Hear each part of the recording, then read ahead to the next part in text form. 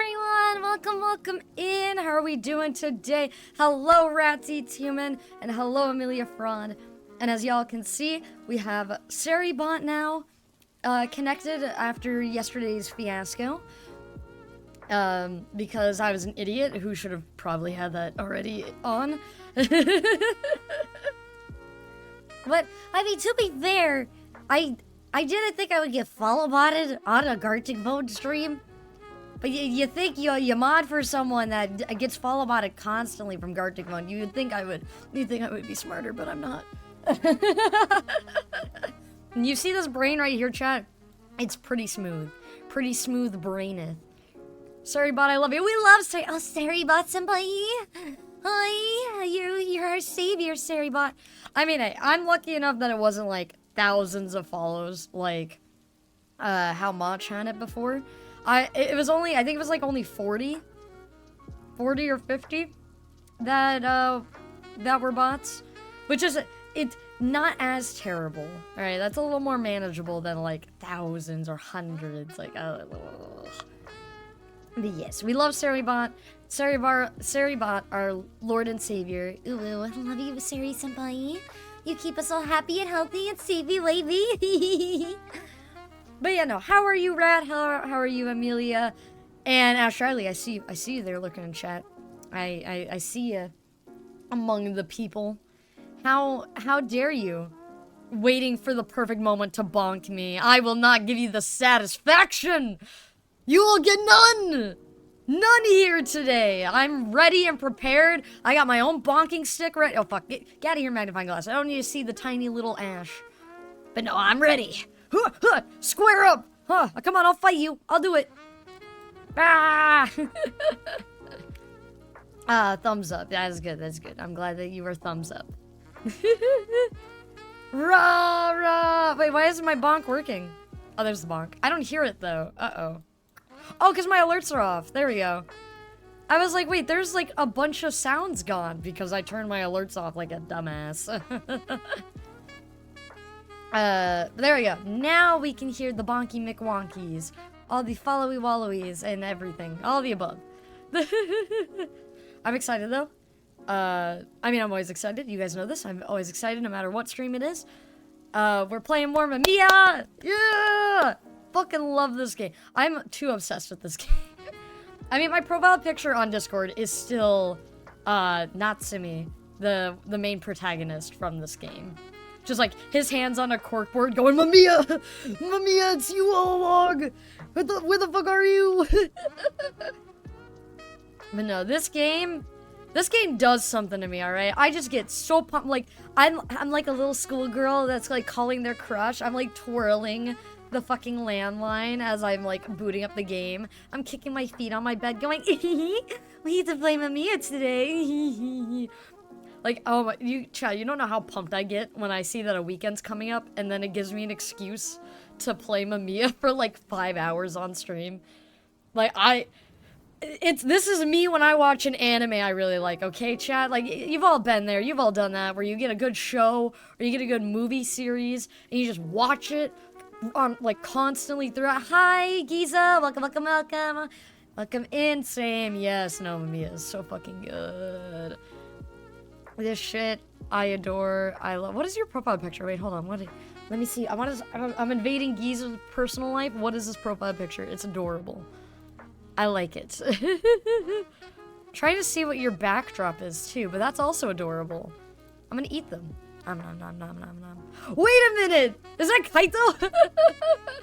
It's Natsumi. Sorry, Natsumi is your profile, and then you have Kaito and, fuck! The one dude, the people we ship, the boy kissers, we love them. And they're eating a strawberry donut, because that's his favorite. Aww! See, Giza's more obsessed than I am, Chad. Even though, like, I literally thought of redesigning my character based on Natsumi's, like, hair. I love Natsumi's hairstyle. It's so fucking pretty. Mine's just not a blonde, though. I can never pull off a blonde. Indeed, both commissioned. Ooh, pretty. Yes.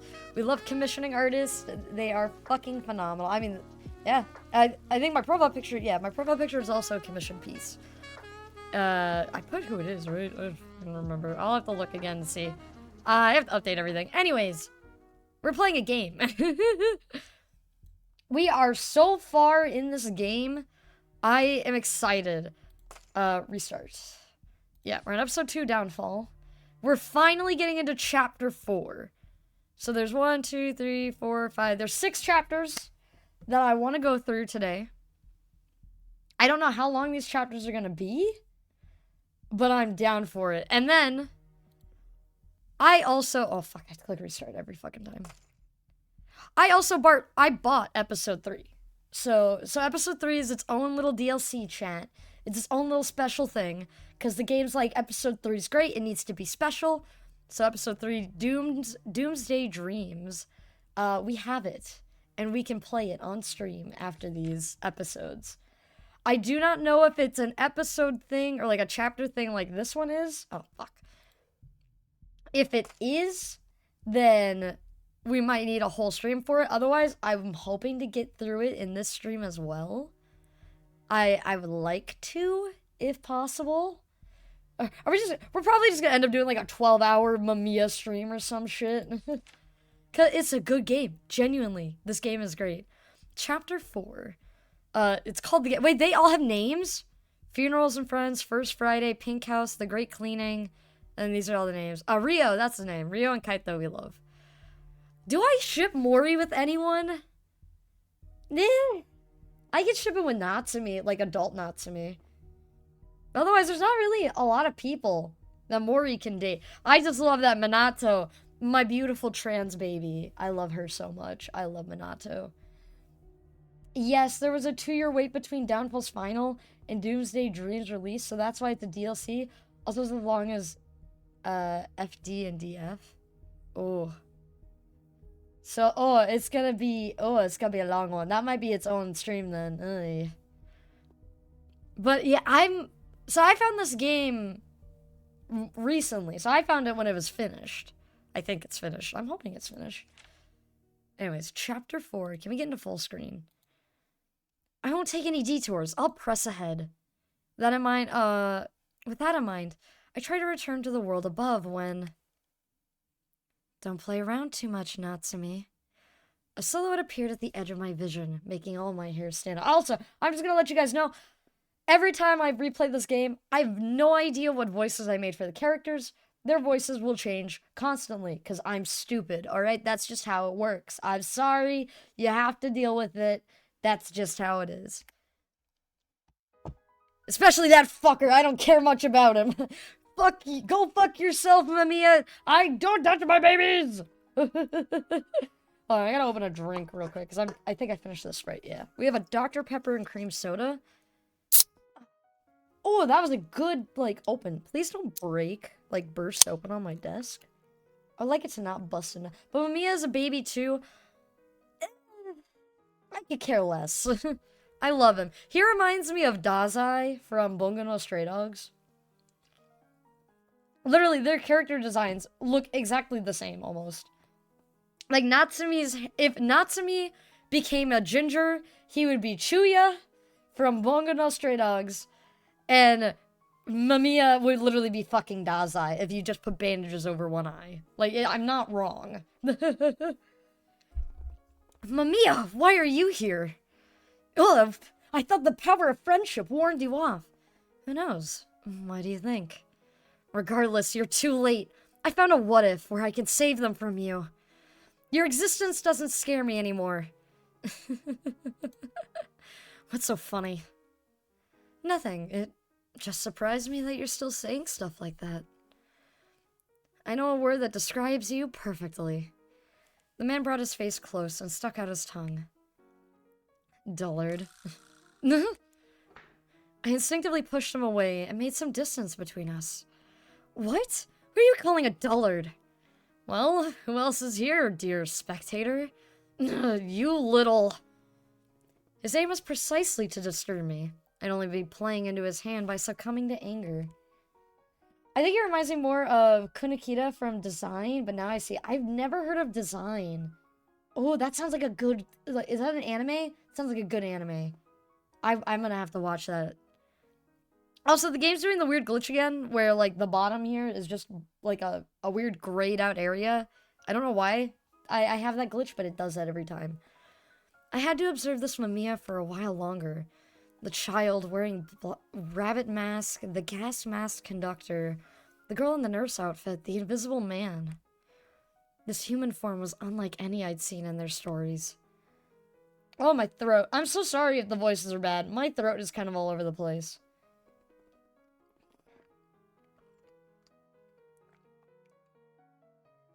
No, I meant from his design. Oh, fuck. I'm stupid. Kunakita from Bungo Straight Out. Oh, wait. Ah, fuck. I don't remember who Kunakita is. God damn it. I should know who this is, but I don't. Fuck. I'm that weird person that, like, I don't remember characters by their names. I remember them by the things they do or their attributes. Like, oh, what's a good example? Fuck. My Hero Academia. I don't know most of the characters' name. But if you went, oh, Boom Bitch or Icy Hot, I'm like, oh, I know who those are. I can picture it.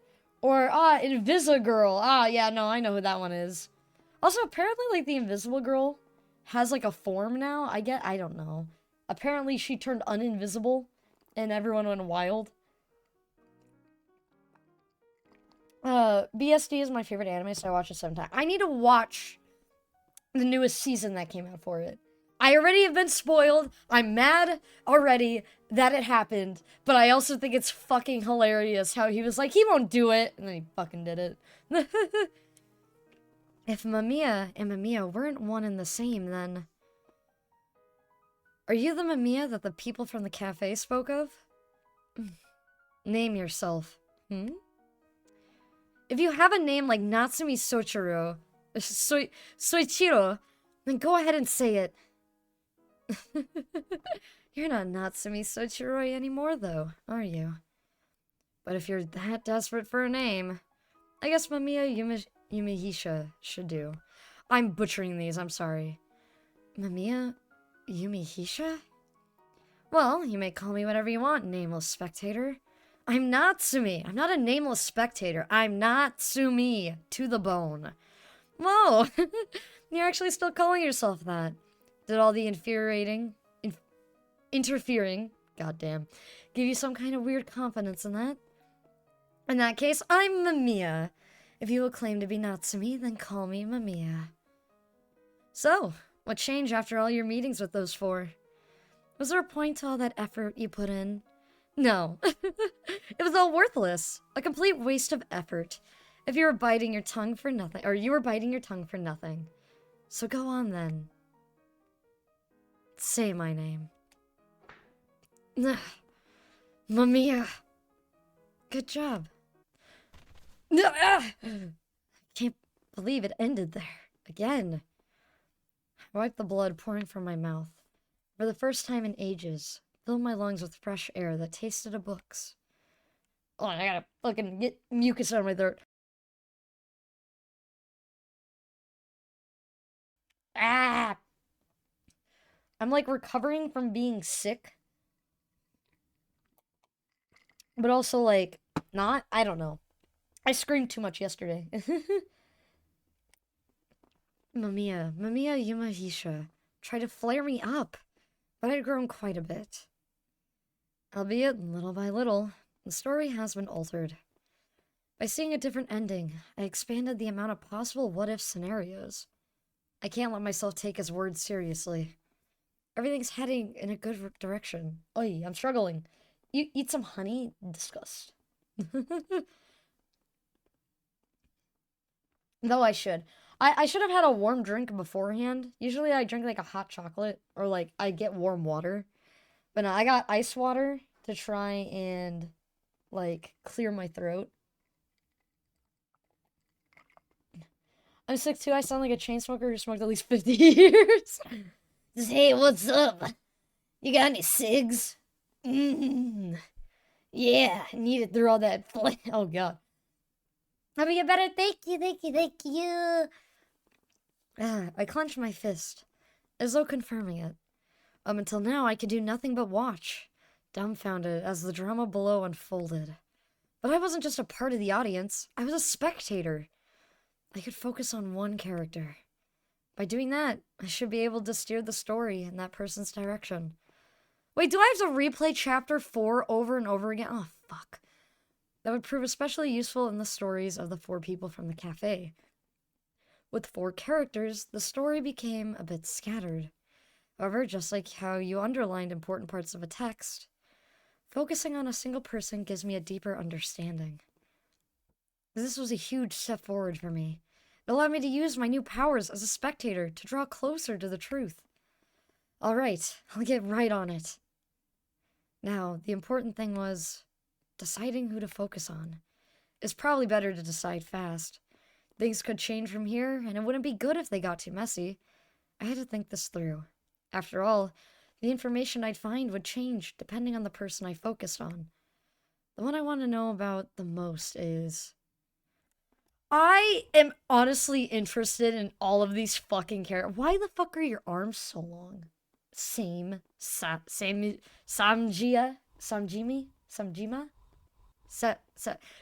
Yeah! Person! Well, I'll do the one that I cannot pronounce last. I love Ari, just design-wise, because I just fucking love his design. But we're gonna probably go in order. We'll go with Toma.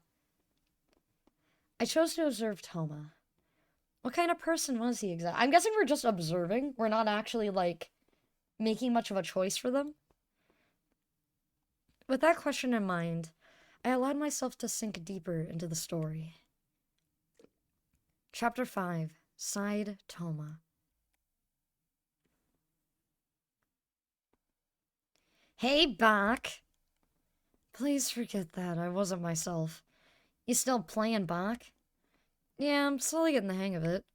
Man, it's tragic to have to play such a boring music. What? Ari Sugawa, did you just speak ill of Bach? Shit, this seems like it's gonna be a pain in the ass. Listen, Bach is an amazing individual worthy of being called the father of music. The impact he had on the world is immeasurable and... Yeah, knew it. A total pain in the ass. It's rare to see you two together.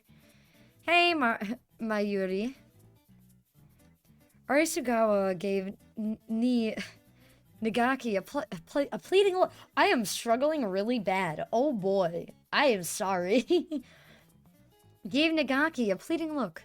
She merely chuckled and walked away. That bitch. Ari, are you listening? The only reason you find Bach boring is because you're used to modern pop music. Well, for your information, Bach was actually very avant-garde in his day. Goddamn music nerds. The job of a conductor was to command the orchestra by waving the baton in front of it. There are many people who thought of it that way.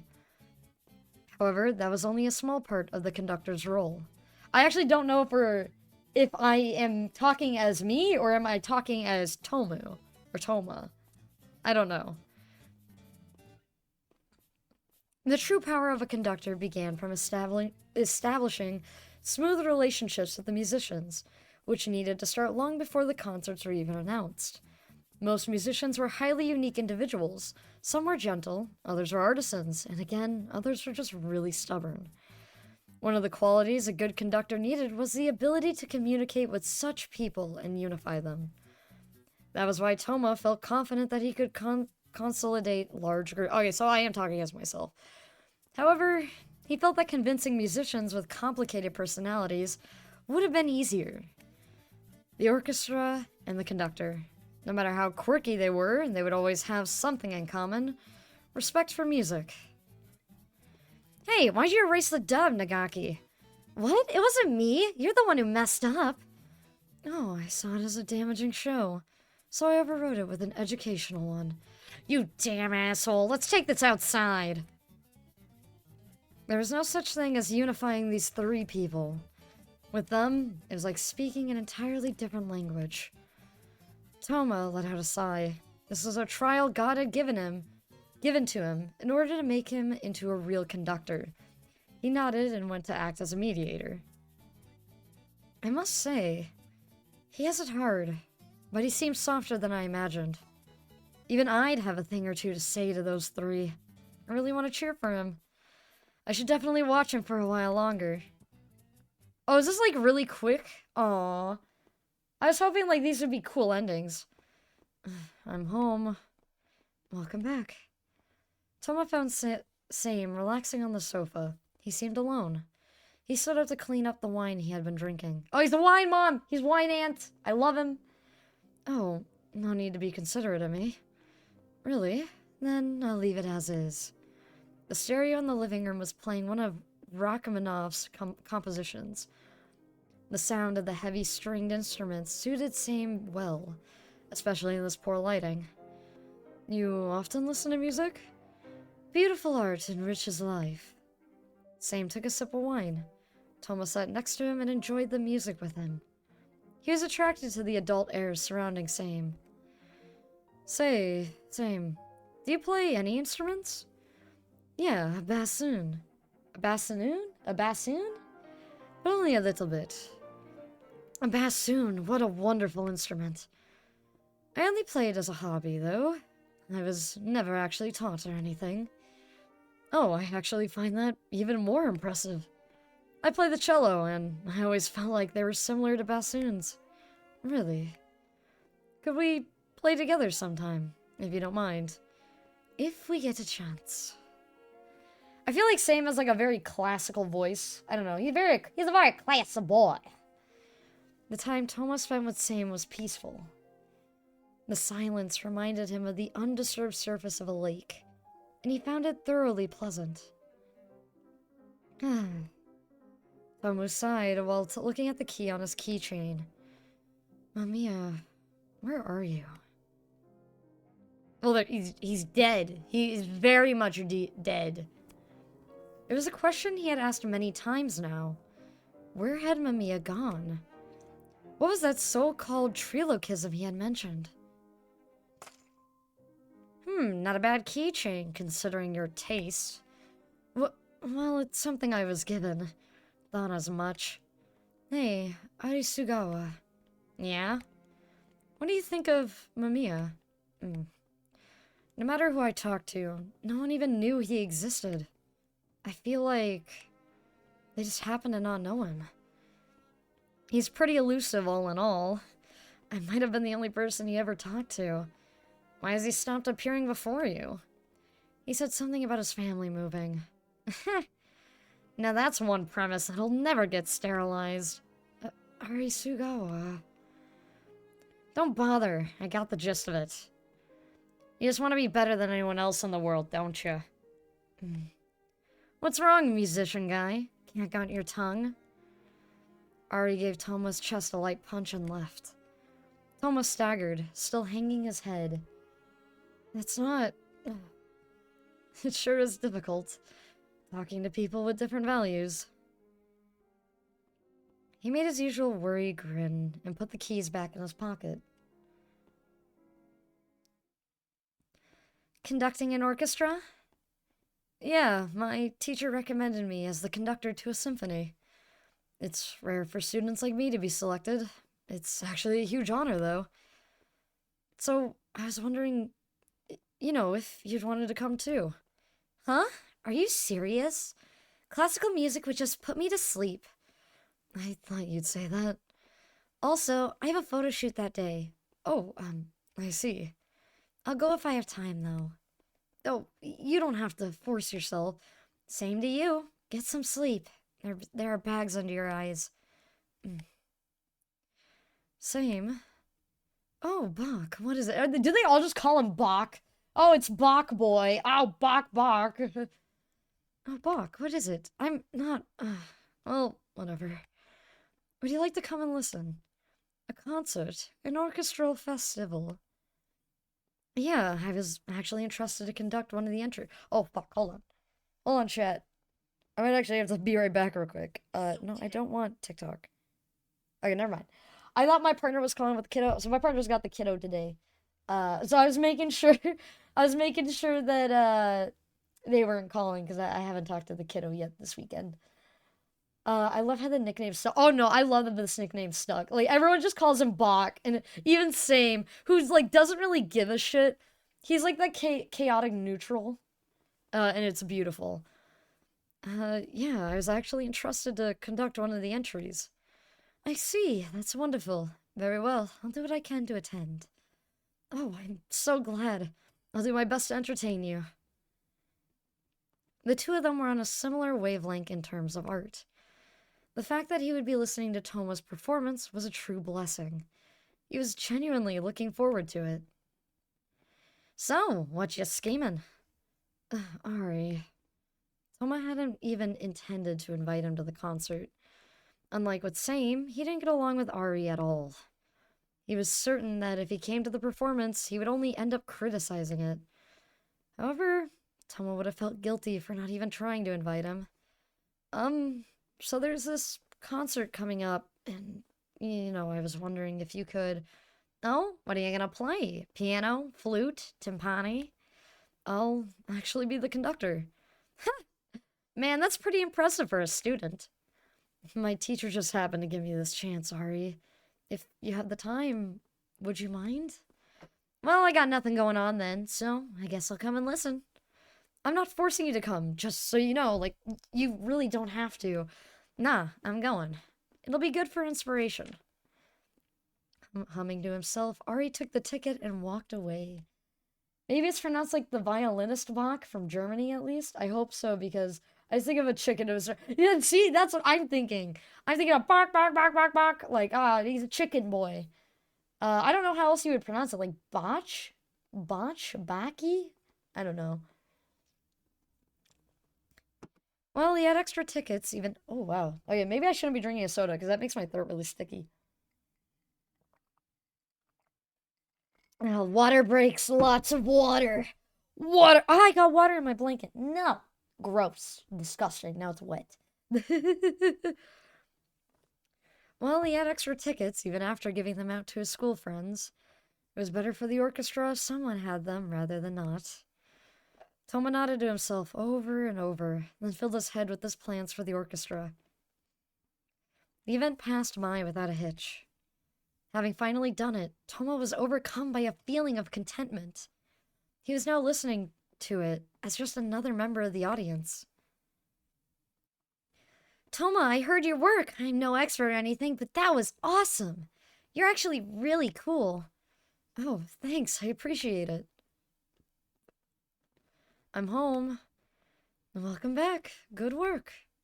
Oh, same. You came to listen, didn't you? I did.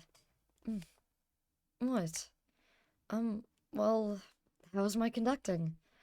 It's impressive that you could command an orchestra at your age. You did great. That's not what I meant. Did the music make you feel anything?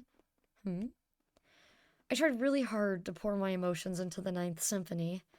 What did it make you feel? Nothing special. I see. Sorry for the strange question. Oh, don't apologize. Also, I ordered home delivery today. We'll have a pig to celebrate your big moment. I see. That makes me happy, actually. He was disappointed. He believed that as a fellow lover of the arts and music, Same would understand. It's gonna be Ari that understands him, isn't it? Oh my god. It's gonna be fucking Ari that goes, hey, I actually, like, started crying at your symphony there. Like, I felt all the emotion. Like, that's what's gonna happen. I'm gonna, I love it. I love this dynamic. I love that this is what they're giving me. I don't like that there's not any music for this segment. Being in the silence is scary. He didn't care about the food at all. He loved music above all else, including eating and sleeping. Perhaps music doesn't love me back. Hey. Hey, hey, hey. Turning around, he saw Ari standing in the way with his shoulder against the wall. He looked visibly irritated, which served only to further dishearten Toma. Ari. I listened to the performance. Oh. He thought he'd harshly criticize him. He thought he'd say that it was awful and a pain to listen to and an affront to concerts everywhere. In fact, Toma would have actually appreciated something like that. He wanted a dismissal of any kind. That performance. You did it while thinking of MAMIYA, didn't you? What? It was a shallow performance that only really showed off how inexperienced you are. It was embarrassing to listen to. From the new world, my ass. That's so fantastical, it's almost cold. Dvorak was rolling in his grave. Ari, how did you understand my intention? See? I'm a detective for a reason, chat. I read the signs. I see them all. As a German, I don't know how to explain how ch is pronounced. I don't know. It's just bah! Bach. Hold on. Can we look up a German way to say Bach? Hold on. German pronunciation on Bach.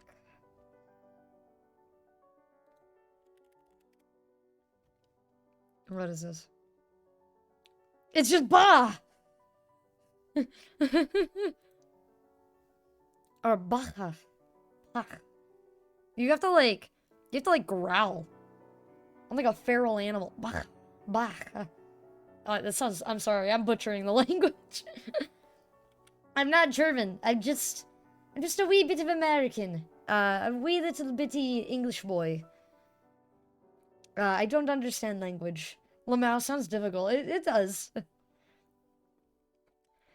Ari Sugawa spat his answer at a shocked Toma. We're birds of a feather.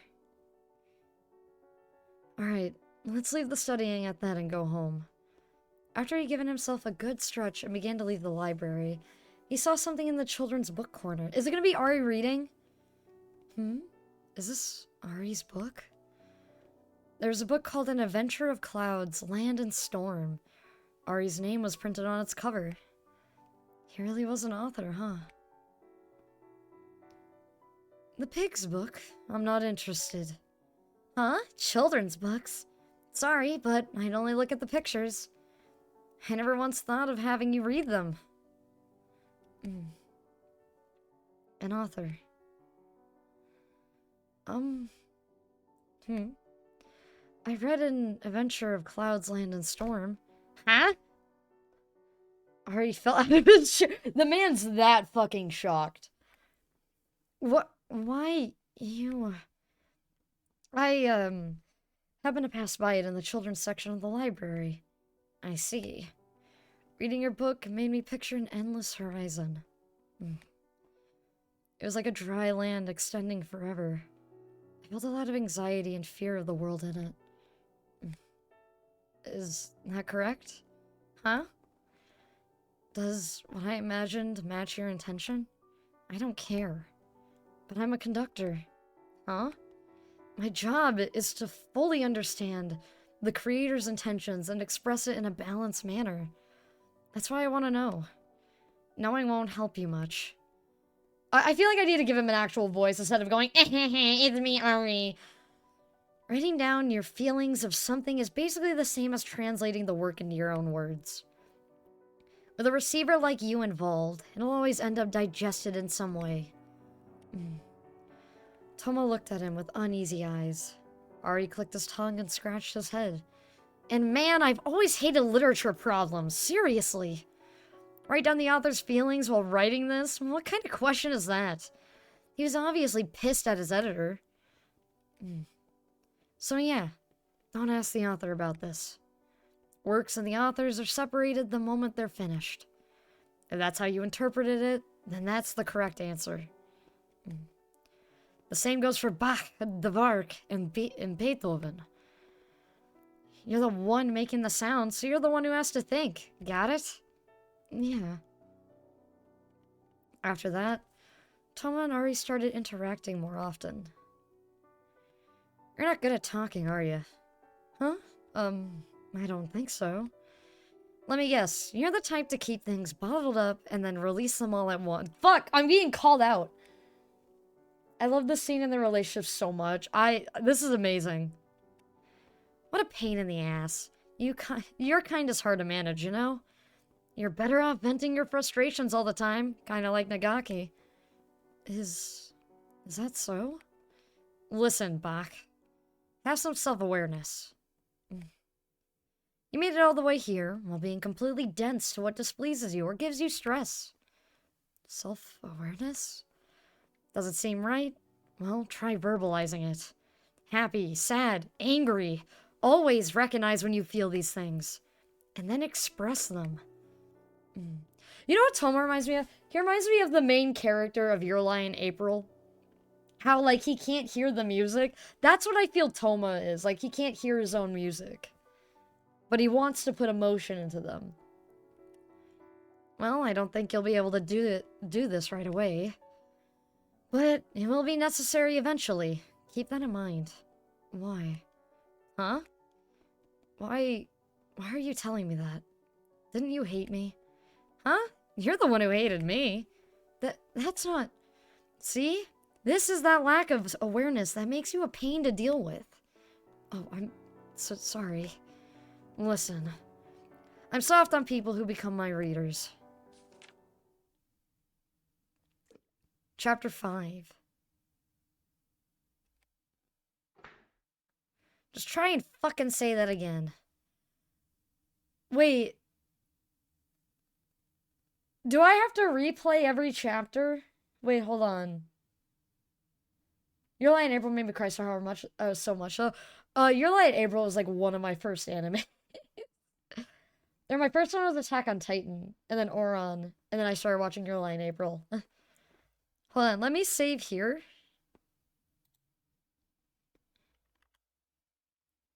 Because I'm not sure... And can we go to... It's not the log. It's... Load...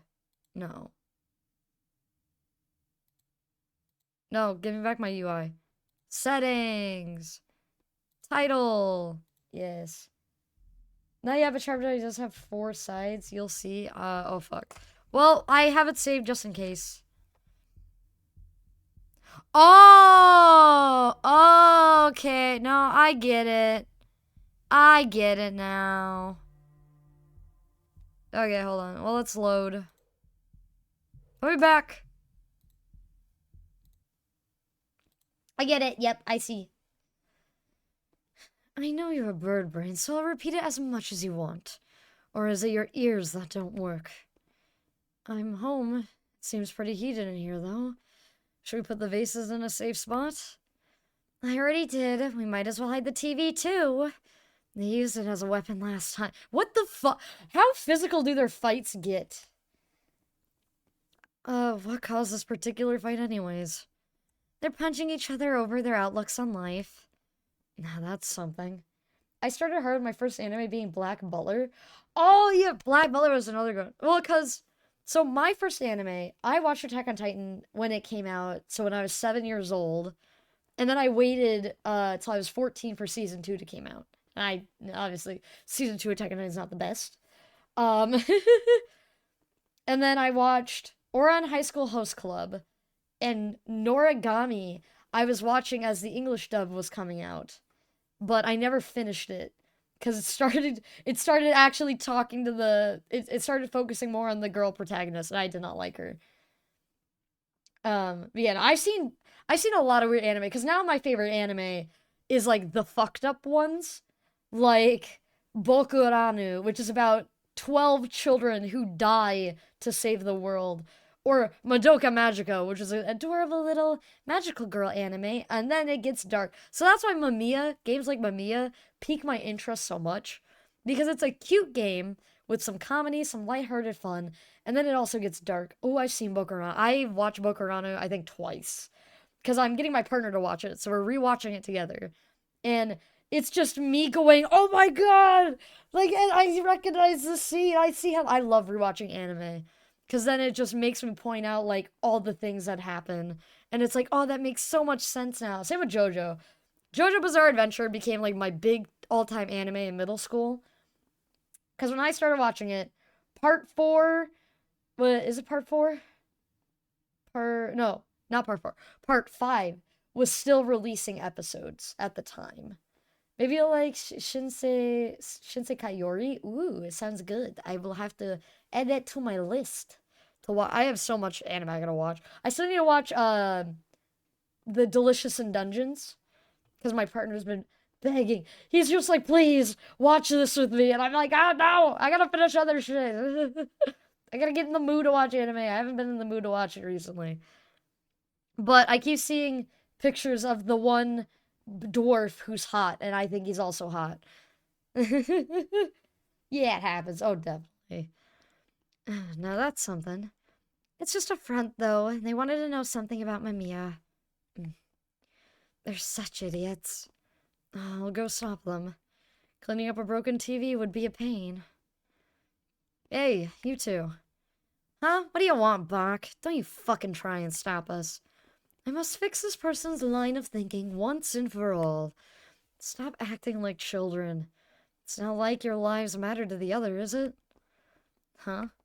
The two stopped in place. It does. Of course the stuff we all experience matters to all of us. Huh?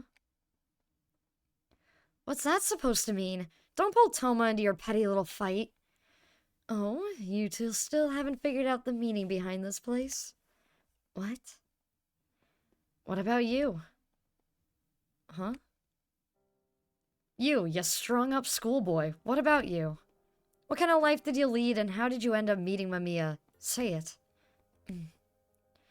You act normal most of the time, but we're all birds of a feather here. That's the kind of place this house is supposed to be. That's true. Stop it, Ari. This isn't the time. I'm actually quite curious myself. Same. And I'm certain you feel the same. Same's gaze made Nagaki look away. Indeed, she had always wanted to know. Think about your life and your relationship to MAMIYA. What do we have in common, and what are our differences? You don't have to say it, Toma. You don't have to say a word about our lives. It has nothing to do with MAMIYA coming back. Once MAMIYA comes back, we won't have to live like this anymore. We'll be able to finally leave this awful place. Ha! Man, kids these days are a bunch of limp dicks. Aren't you ashamed of having to hide behind a woman? Ari. You don't have to say anything yet. We'll have you talk eventually, though. And man, will you talk. Hell, we're gonna be needing an index. I'll talk too. So will this guy, and so will Nagaki. Everyone here. We'll have us all remember the meaning, the reason why we're here. Make sure to polish up your oratory skills so it goes all nice and smooth. Alright? I feel like he's, like, aggressive during this. I don't know. Sometimes things went well. At others, they didn't. Through various exchanges, they seem to be drawing close. But then, things begin to crack. Every now and then, they realized that MAMIYA was no longer with them. The realization would dawn on them while they listened to music, while they talked to classmates, while they ate breakfast. Right, MAMIYA. Same turned around, but there was no one there. I'm sorry, Time for food. Get the sauce. Are you seriously adding even more sauce? You'll get diabetes. Today's sunny side up fried eggs with twins. Oh, today's sunny side up fried eggs were twins. Something good might just happen. Maybe, perhaps, our days will become sunnier too. They resumed eating as if that previous exchange hadn't even happened. They had all repeatedly experienced what Same did just then, and every time they were struck with worry. What if MAMIYA had never existed to begin with? However, admitting that would make them all lose the one place they could call home. The four merely continued eating. What a twistedly unusual way to live together. It's bound to fall apart any second now, but they act like they don't even realize it. Under these circumstances, it's only a matter of time until things go wrong and they start breaking down. Even now, things seem to be at a boiling point. They were surrounded by a thin sheet of ice, and it was covered in cracks. Even so, they continued to dance without realizing it. The one who stood on those cracks the most was him. I can't take this. The echo of Toma's voice filled the post-dinner living room. It was a rendering voice that no one had heard him use before. Nagaki, Arisugawa, and Samjima were all at a loss for words. I was saying I've had enough of this way of life. Our opinions, our rhythms, nothing matches up. It's all in dissonance. Mamiya doesn't even exist. The words that escaped his troubling lips stung like a knife in the guts. Only the ticking of the clock broke the ominous silence.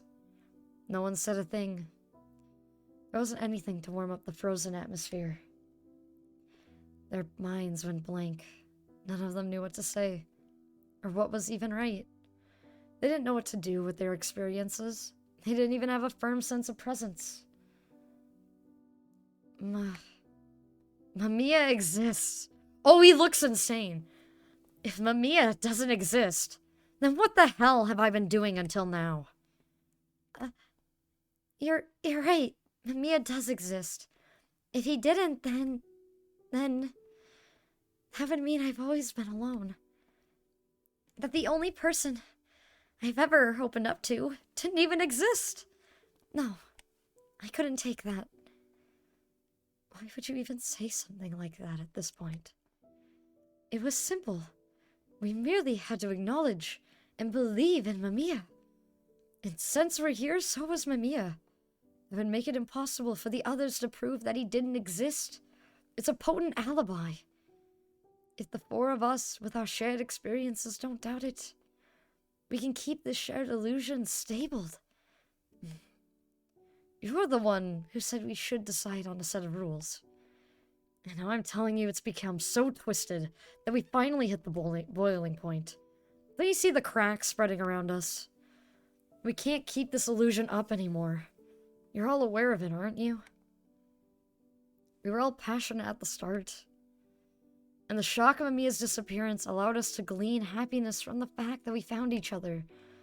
But that passion soon warmed over time, and the opinions from our surroundings began to worm their way into our ears. We began to realize the difference between us and society. Hey, has anyone, and I mean anyone besides us, ever acknowledged Mamiya? No one even tried to search for such a person. It's almost like he never existed. Like he's been cut off from the rest of the world. You've experienced it, haven't you? Toma threw a sharp glare at Nagaki and Arisugawa, making them both clam up. Indeed, they had experienced this before. What game is this? This sounds super interesting, and I feel the huge need to watch the former chapters after stream. Yes, it's Mamiya, A Shared Illusion of the World's End. I have all of the VODs of this game posted in the VODs channel on YouTube. To access that, you just go to the About page on Twitch, and you can find it there, or type in BunnyMilk01 VODs. They're all there. It's all on a playlist, too. I organized it for your convenience, chat. I don't think I posted the newest one, though. It might be posted. I don't know. I think there's like 5 parts so far that we've done of this game, and it's all really good. I very much enjoyed this game. And definitely get this game as well. This game is worth playing on your own. Genuinely, there's no alternate ending, sadly. Except for, I think, like, 2. Or, like, I think there's 2 different endings for, like, certain chapters, but that's it. Even though they looked around, I did experience it. I asked around, but only I knew Mamiya. But if Mamiya never existed, then what of our memories? And the present that was built on them? I just need someone, anyone, to prove to me that Mamiya existed. To prove to me that I was right. Wasn't this whole place established for that purpose? And now you're saying this can't go on anymore? Buck's right. You've already come to realize it. So, what now? You saying you're just gonna forget all about Mamiya? I could never do that. The memories I've made with Mamiya are already all a part of my life. Yet you're saying we should all just give up? Since we're unable to keep up the lie that Mamiya existed, we should just admit that the person was fictional all along? If we do that, we would just... Then what do you think we should do? How can we put a period at the end of this reality? We should just end it once and for all. We need to put an end to this twisted way of living together and stop searching for Mamiya's presence. The time has come to wake up from the dream. It's time to face reality head on. The reality that we're just mentally ill. We're isolated from society, and we are the ones in the wrong. You're saying that we're wrong? I already know that. I know that, but if we break down, if we play along with society, then what will become of our Mamiya? An entire person would just disappear in the strictest sense of the word, and no one would be any wiser. You like me the way I am now, don't you? No, don't make a face like that. I'm sorry, Satoru. The feelings Mamiya gave us are more real. Mayuri, don't force yourself. Go at your own pace. Cry when you want. And don't be so tense around me. No one will hurt your pride here. Since we're the only ones who know Mamiya. Mamiya would vanish the moment we looked away. Toma, once you get to a point where you can talk about everything that's happened to you with a smile on your face, I'm sure you'll become stronger. Mamiya, no. We're the only ones who know of Mamiya. Mamiya doesn't exist in this world. We're mentally ill people, detached from society. So, since we can't play along with society, we have no choice but to break it. Let's use our powers and spread the word of Mamiya to many, many people.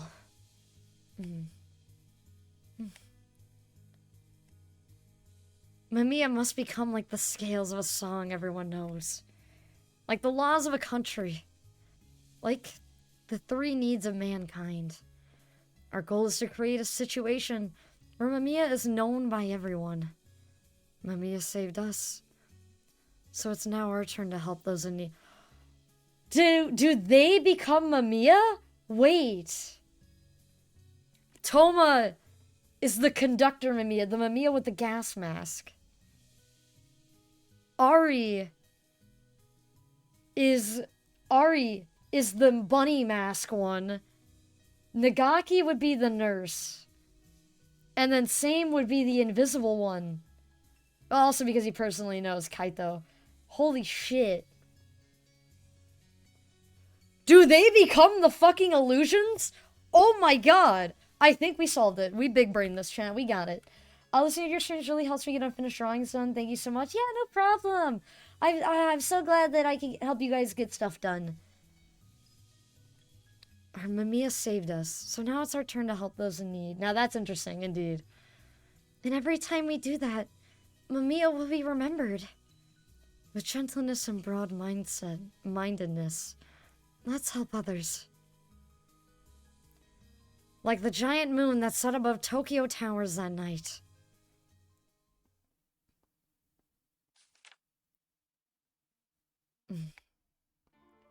Why are they so fixated on Mamiya? Mamiya is nothing but an illusion that doesn't even exist in their world. The moment I muttered that, I felt a certain discomfort in my left arm. What? My hand is itchy? Urged on by that particular sensation, I ended up taking off my glove. My hand, which had been protected by the glove all this time, suddenly had countless cuts on it. Huh? What's this? I checked my other hand too and found it similarly covered in reddish lines. When did I get these wounds? I've always had my gloves on. I looked at my palm and saw a red line appear out of nowhere, making it look like I was being cut by something invisible. Huh? It began at the tip of my middle finger, and went down to the wrist. I could feel it. I could feel the lines forming under my clothes, on my elbows, my upper arms, and my armpits, while still utterly befuddled by what had just occurred. I felt a sharp pain, the kind you'd get from a paper cut, flare across my entire right arm. I need to be careful not to dirty the books. My palms, as well as both of my arms, were bleeding without end. I ran back to the librarian while still trying to stop the bleeding. Miss Librarian! Oh, what's the matter? Not so... My arms are... What? Your arms? Huh? What is this red liquid? Is that the thing they call blood? It took you that long to realize? Blood. So this is... blood.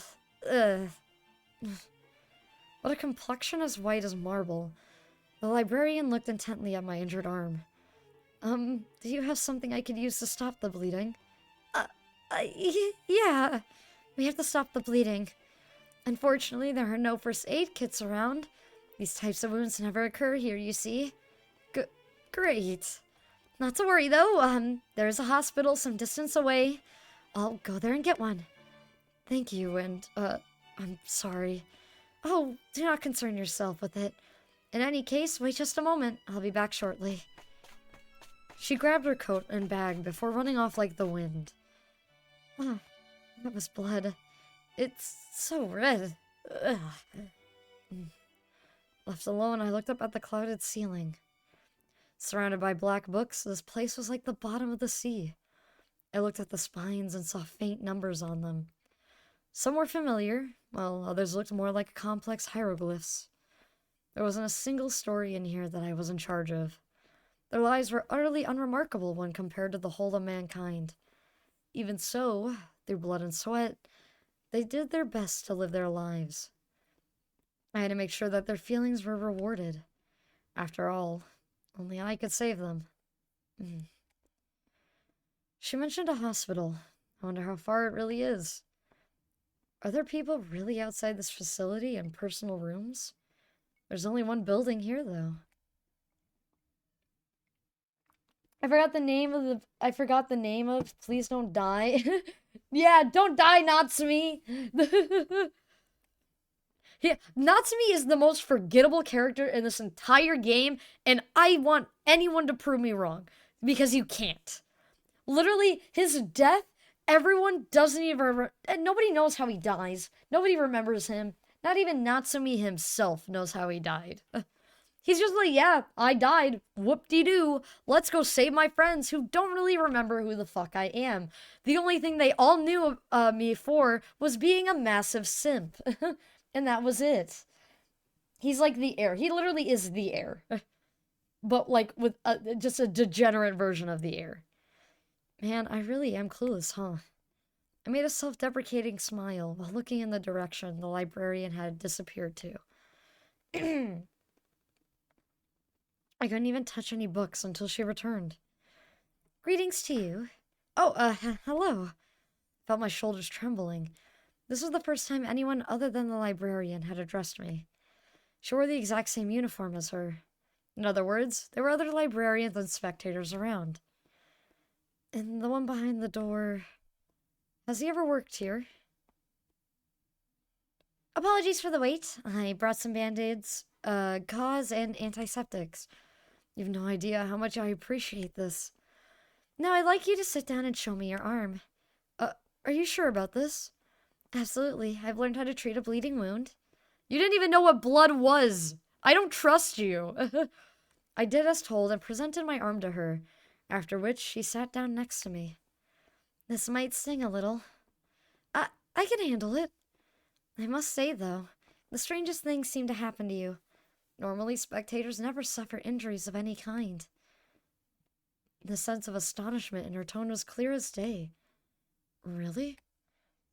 The worlds people spectate are, of course, another matter entirely, but when it comes to this place, there's nothing here that can hurt us.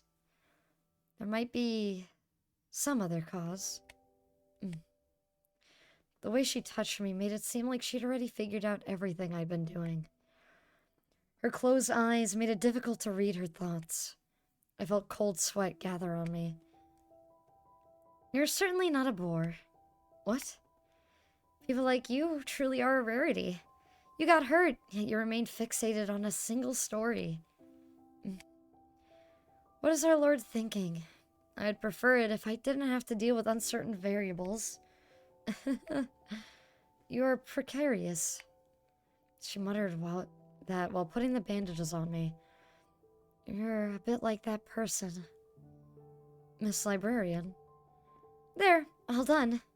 She pulled her hands away, leaving my arms covered in bandages. Wow, thank you so much. Don't mention it, but please make sure it doesn't happen again. In any case, I'll be returning to my post. She had vanished beyond the bookshelves before I could say anything in response. That person. Hey, you. What's all the sighing in front of my door? So, do you know what she meant by that person? Huh? Never mind. Forget I even asked. Is there some kind of problem in the story again? No, it's nothing to do with you. Am I imagining things, or are you treating me kind of differently this time? Ooh, pretty! Pretty boy! By the way, why are you even here in the first place? Gonna ignore that, eh? Well, whatever. So, what do you mean by here? Well, you know, that dark place behind the door. It's almost like you're locked away. Aren't you a spectator like me? There was a brief silence. What makes you think that? The advice you gave me in response to what I said about the story is far too precise. It didn't sound like mere conjectures. I sort of assumed you were talking from experience. Now, I'm not sure if I've been talking too much or if you've just become more perceptive. As your senior in this, I'm hoping it's the latter. He chuckled in that cheerful tone of his. The librarian told me not to approach this place, but I can't imagine you as someone who'd be sinful in any way. Oh, but I am.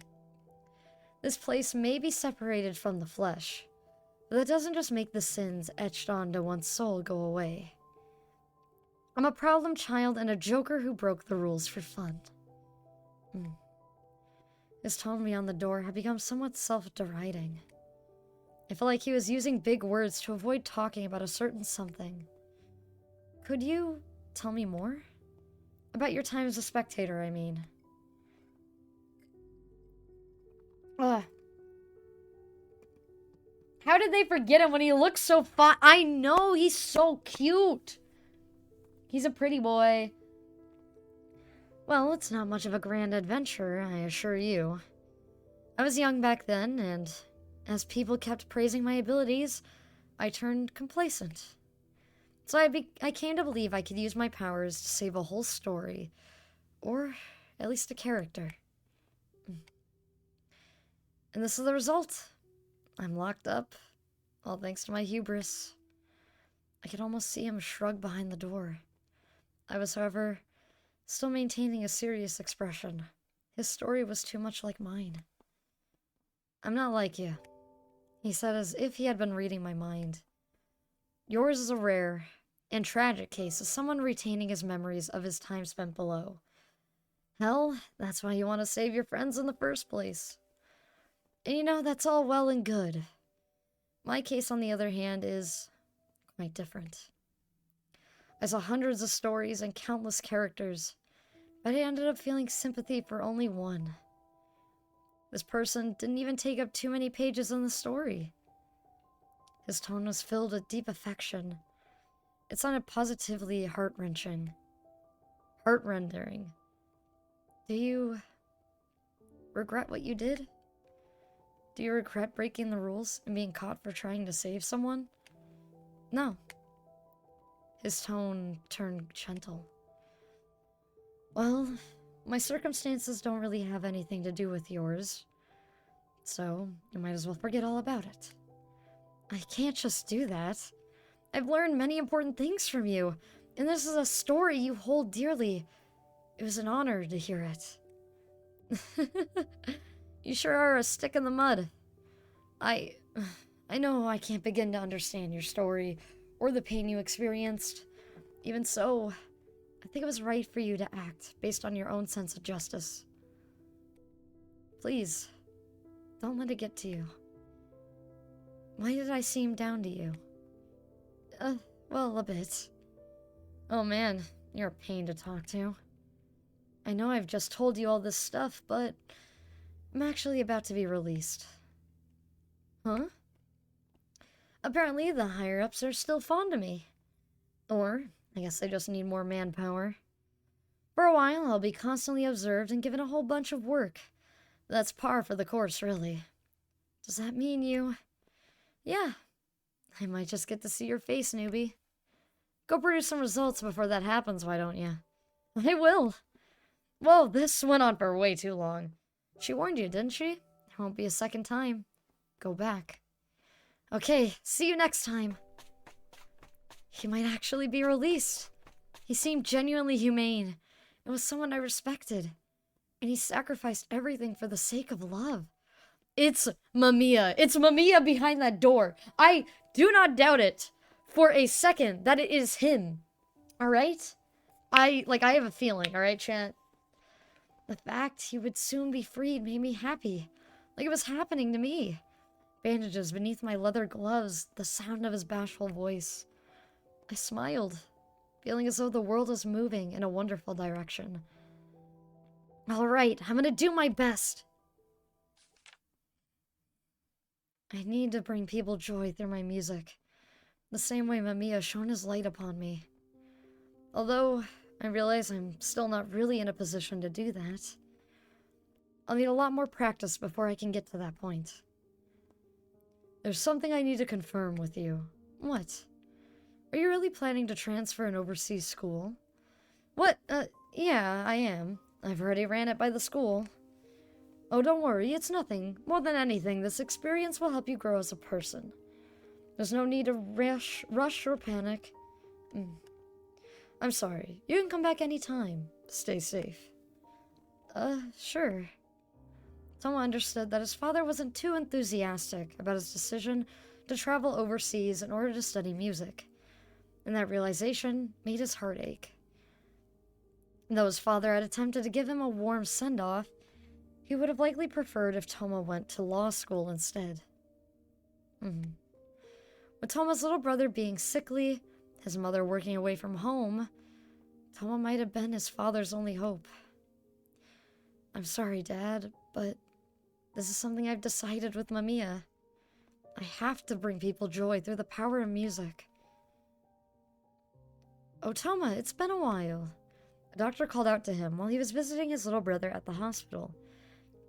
How has Dr. Uzi been holding up? Do tell him I'd like him to come visit us again.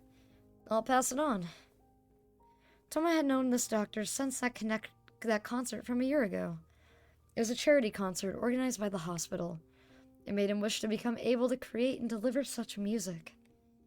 And through that, the children who would go on to become the new generation would surely come to know the wonders of music. Toma could clearly remember himself thinking just that. If we got the funds, we plan to organize something this year too. You're more than welcome to join us if you can. I will, thank you. Phew. While waiting for the bus, he killed time by drinking canned coffee in the waiting room. Oh, well, I take a sip of water. Delicious. The place seemed to have been used as a relaxation spot for patients, with both adults and children enjoying their time there. Hey, nurse, what's going to be this year's big event? There was a concert in the music hall last year, right? I wonder what we'll have this year. Toma couldn't help but listen in to what the nurse and the children were talking about. There was something like that? Oh yeah, some pros came, remember? Nurse, please get something different this year. Let's get a comedian, like the ones on TV. You know that, how do you say it? Yeah, that sounds like a lot more fun. Oh, fun. Ah. He looked at the clock and realized it was about time for the bus to arrive. Even as he sat on the bus, his mind kept replaying what that innocent child had said. No matter how wonderful I think it is, I guess not everyone will feel the same. I guess that's how thick the wall between me and the world is, he thought. Toma, are you really planning to transfer to an overseas school?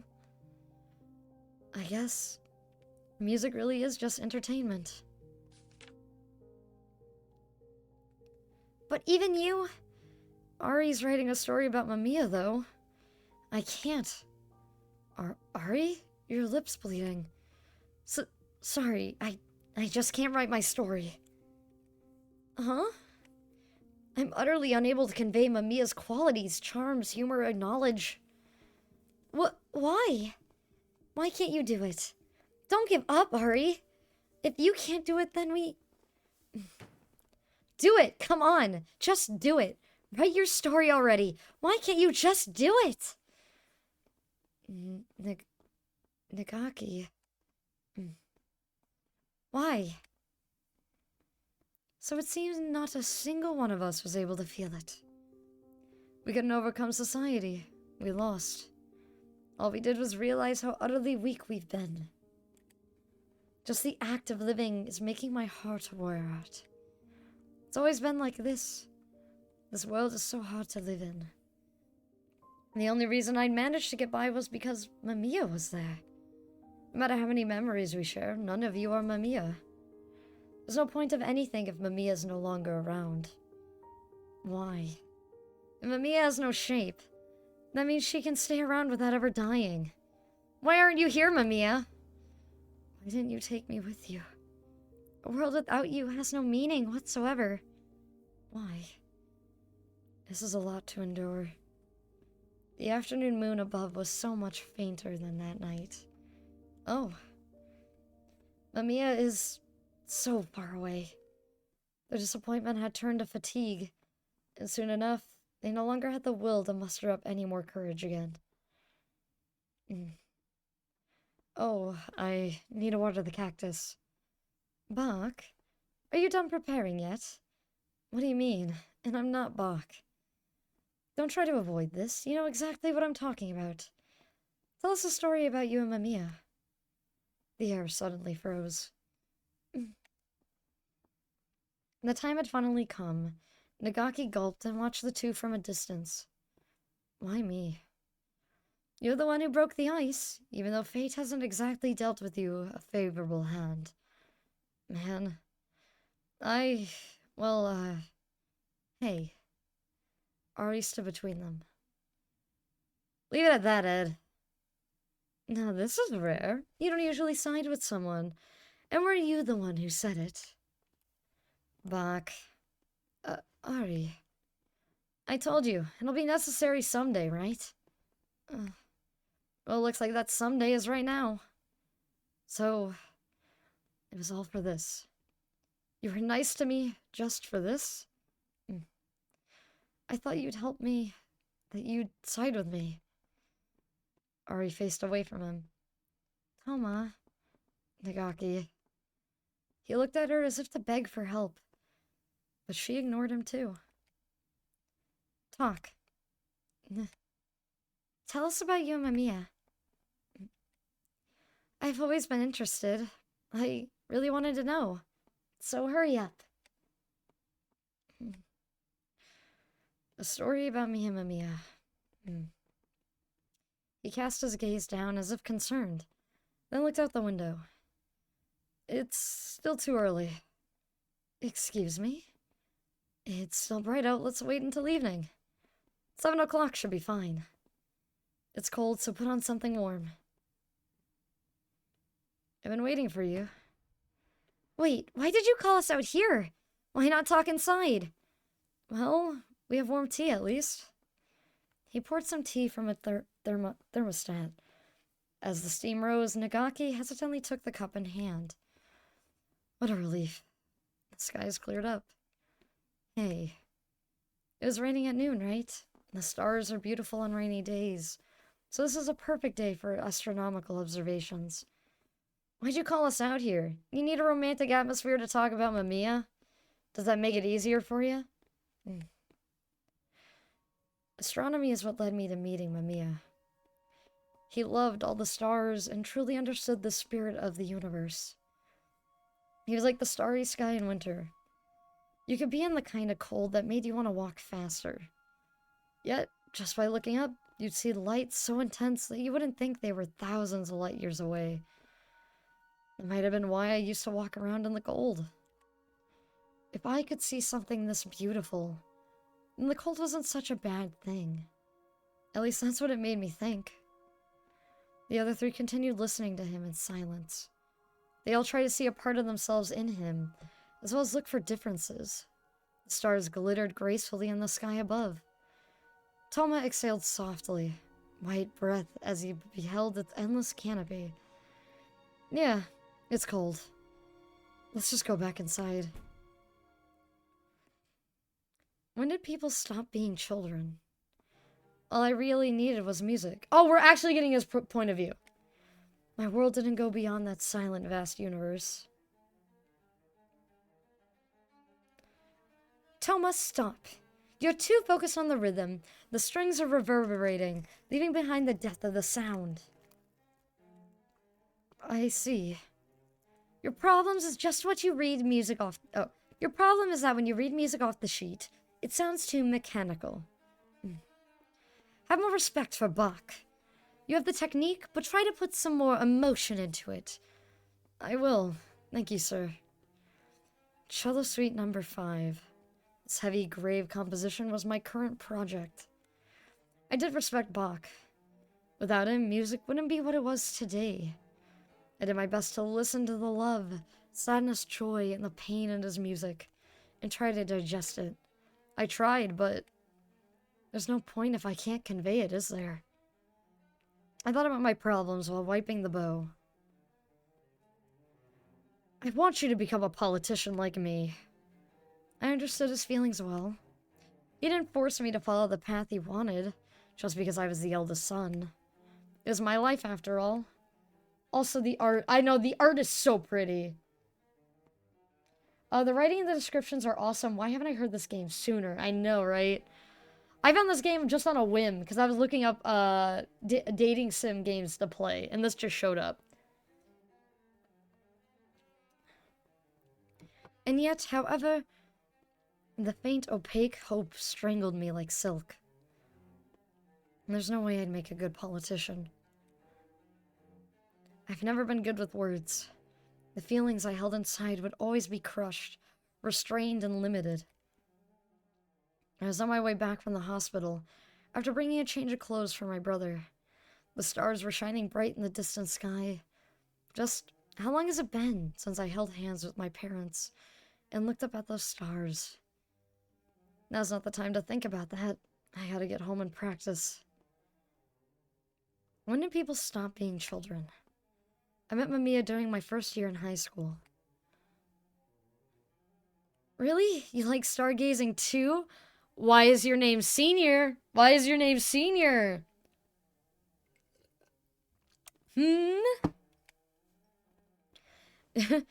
Yeah, I was looking forward to the Linoids yesterday, but the weather wasn't good for it. That was a real shame, and man, I'm glad I was able to find someone good before graduation. The spectacled senior took out a key from his pocket. What's this? The key that unlocks the beauty of the expanding universe. In my hand, there was a rocket-like keychain with a key on it, gleaming softly in the light. The astronomy club was on the roof. When I went there, I found that man. He was wearing a hoodie and another school's uniform. He, MAMIYA, was sleeping on a dusty blanket. The sight shocked me. Hey. Ah, you. I tried to touch the shoulder. Oh, I think Senior is just a random character. This game is a genuine masterpiece. I'm so thankful to the translation and localization staff for picking it up and making it an incredible job. Yes. They did this game good. There are few mistakes when it comes to the translation of this game. Like very few. And I'm very grateful for it because it makes it an easy read. But no, I love it. I love the music behind the game. I think the music I love more than the art sometimes. Because I literally listen to the soundtrack for this game on repeat. Like, genuinely, if I am drawing something, I will listen to the soundtrack for this game. So bright. Hmm? He quickly got up, forcing me to pull my hand away and backed off. I didn't realize he was breathing. I thought you were dead. Look at him! Oh, damn! My boy is looking cute. He's a twink. Huh? Oh. Still half asleep, he scratched his head before looking at me and opening his eyes wide. You're Morichika Toma, right? Morichika! Morichika! Fuck. So is he the father of the fucking other Mori? Hold on a second. Also, that smile's creepy. How do you know that? One of the seniors told me that we're getting a new first year. And you are... MAMIYA. My name's MAMIYA. Welcome to the Astronomy Club, Toma. It was a windy, dry November. Despite being from another school, MAMIYA would sneak in here to use the club room as his main haunt. The room looked anything but well kept. There was a mess of old tan magazines and manga scattered everywhere. I got a different key, you see. Apparently this has been passed down for years now. He shook his keys, which was on a moon-shaped keychain. So he basically pushed it on me, huh? So, wanna watch a NASA video? Sorry, but I didn't actually enter the astronomy club. Come on, you can still watch it though, right? I really like it myself.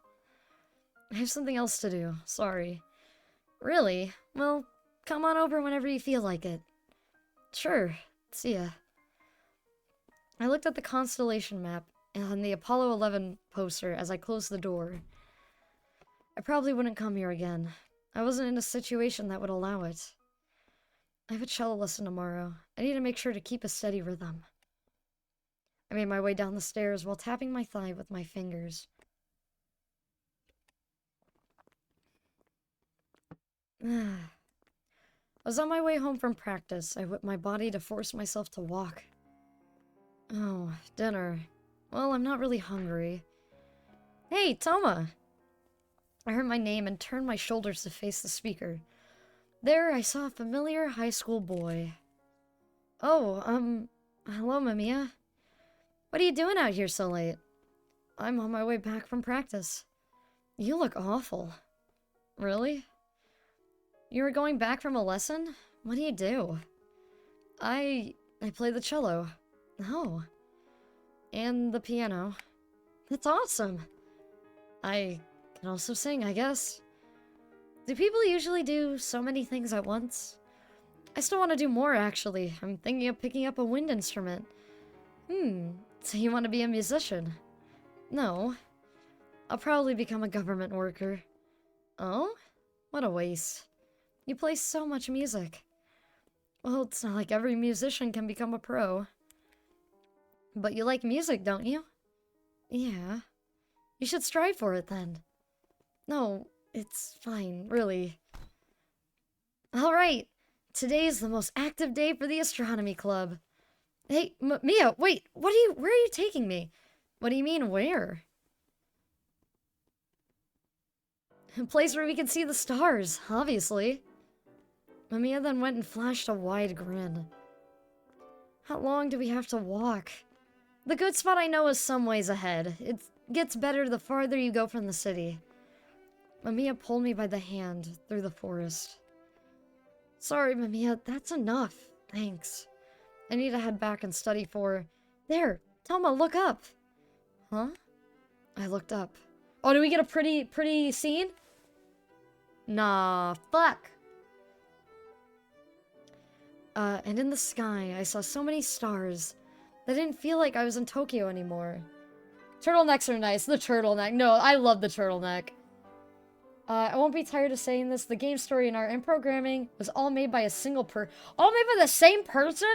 Are you kidding me? Oh, that's amazing. I thought it was all different people. Dang, that's what I call talent. Exactly. Yeah, I can't even finish, like, most of my art.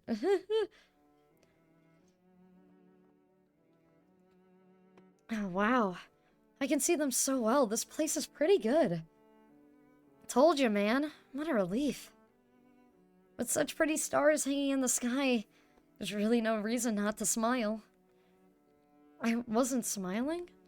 Oh, not at all. You were totally down in the dumps. I see. Though I felt like I was wasting time, I also felt my heart begin to come untied. This is literally Your Lie in April. And now watch, Mamiya's good at piano, or not good at piano, good at violin and can sing, but then they have an illness and die. See, it's Your Lie in April, but they made it gay, and I love it. I'm here for it. It must have been a power this strange boy had. In his eyes, my line of thinking must have seemed shallow. Position, honor, money, flesh. Death took all those things away. He knew all too well in this world. Everything was borrowed at best. Since then, I knocked on the astronomy clubroom's door. Every day, I had no music lessons. Morning, MAMIYA. Yo, Toma. We made our rocket and moon keychains click. They made them click? You made them click? Fuck, you're dating. You're dating at that point. That's not they're just friends. They're dating. That's adorable. Aww. I want rocket and moon keychains now. Your Lie in April and a silent voice for the only animes that ever. I need to watch a silent voice. I have not seen it yet. But I've heard that one is really good. Hold on, chat. I'm gonna eat a Pocky while we're reading, cause this is Pocky time. This is our personal greeting. Okay, maybe I can't eat and talk. Hold on 1 second.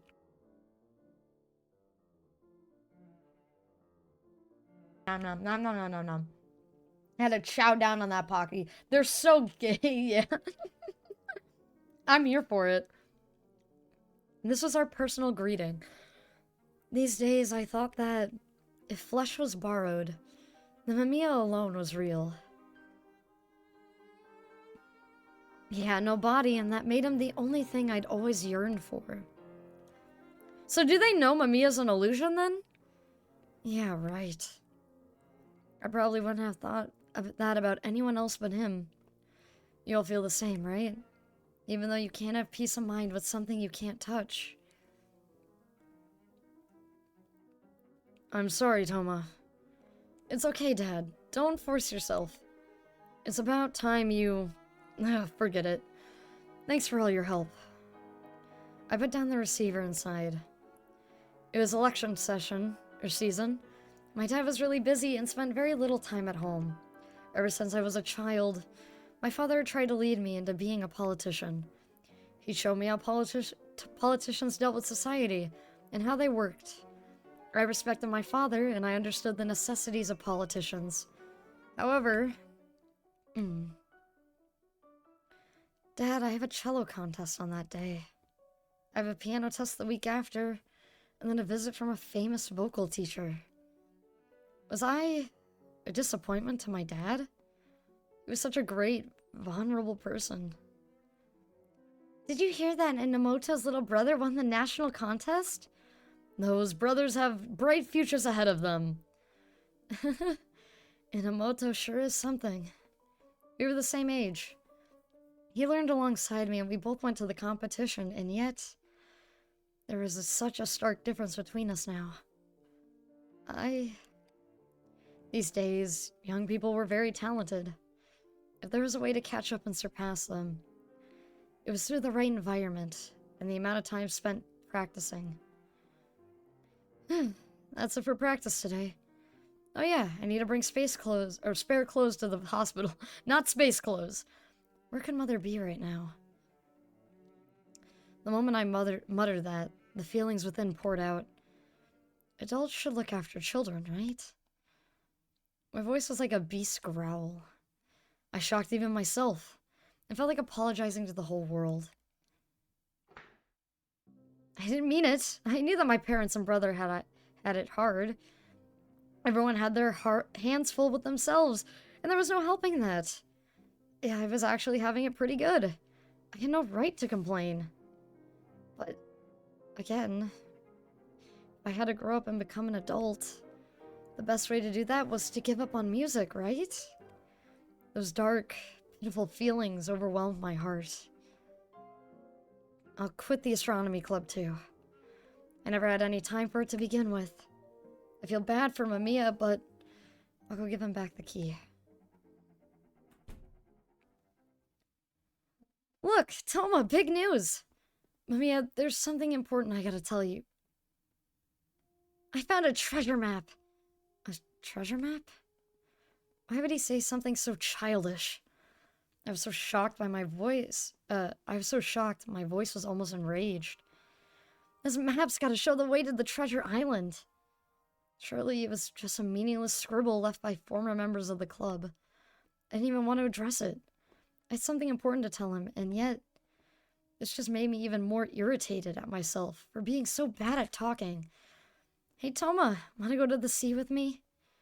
What are you talking about? There's no sea nearby. Boat trips require a navigator, you know? You can't read the stars, right? Or you can read the stars, right? You can navigate for us.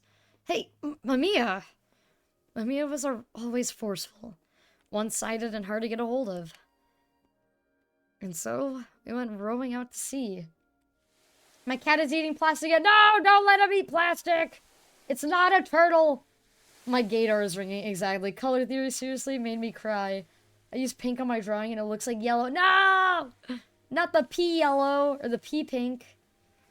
Oh, look, it's like the fucking ship is like distorted. The ship we went on was a small one, and the wind was somewhat strong. When we raised the sail, the ship began to shake. I hesitantly grasped the radar, or the rudder, while MAMIYA calmly adjusted the sail. With the wind's direction being what it is, we'll be going against it. Turn it a bit to the left. Doing as told, I moved the rudder left. Albeit awkwardly, the ship slowly began to move. There, that's the way. The waves are pretty high around here, but they should be calmer further out. I was about to give him a firm nod in response, when then quickly snapped back to my senses. Enough of this, MAMIYA! Why did you get me involved in something this stupid? I don't have time to... Listen, it's important not to overthink things. What? It's not easy to just empty your mind. I mean, people generally rack their brains thinking about stuff all the time. But the people who can just not think are actually the strongest out there. As I thought about the meaning behind those words, the ship continued to move. No good, MAMIYA. A mist is rolling in. The sea was blackened in mist, a short distance ahead, making it impossible to see anything. MAMIYA used the foghorn to check the surroundings, but it was still pretty much impossible to know what was around us. It felt as though the ship was surrounded by a thick white curtain. Toma, you might be tired, but it's dangerous around here. Let's get some rest after going a bit ahead. Alright. MAMIYA opened a natuical chart and turned on a flashlight. However, the deeper we went into the mist, the more questionable sounds we heard from the ship. The mist is so dense, I can't even tell where we're going. It makes me feel uneasy. Not much longer now. Don't give up. Will we really make it to the treasure island? We will, I'm sure of it. And the hand he put on my shoulder gave me some peace of mind. Following those words, the ship continued cutting through the mist. Next thing I knew, I'd grown so tired I fell asleep. Hey! Hey, Toma, wake up! When I woke up, I saw a vast sky full of stars. The sky was dark, and all I could hear was the waves. When I looked above, I saw so many stars, it was startling. I've never seen a starry sky this beautiful. Overwhelmed by nature's beauty, I briefly forgot about my father and music. MAMIYA was right. Astronomical knowledge was invaluable here. Oh, we do get a pretty scene. Hold on, chat. I'm gonna disappear because look at how pretty they are. Hold on. Goodbye, chat. Goodbye, me. Look at them. They're so beautiful. You cannot tell me this is not a... Exactly. You cannot tell me that these two are just friends. I also love the design of MAMIYA in this. It's so pretty. Like, holy shit. They're my babies. Listen, Toma. Out on the sea, the stars serve as our guide. If you find the North Star, you'll find your bearings on a nautical chart. I saw it on the deck and looked up at the stars, chart in hand. If that's Polaris, and that's Orion, that's the Big Dipper, and that's Cassiopeia. Yeah, that's Cassiopeia. I knew I did the right thing by bringing you along as a navigator. MAMIYA rubbed my head and praised me. I bashfully told him to stop it and kept watching the stars.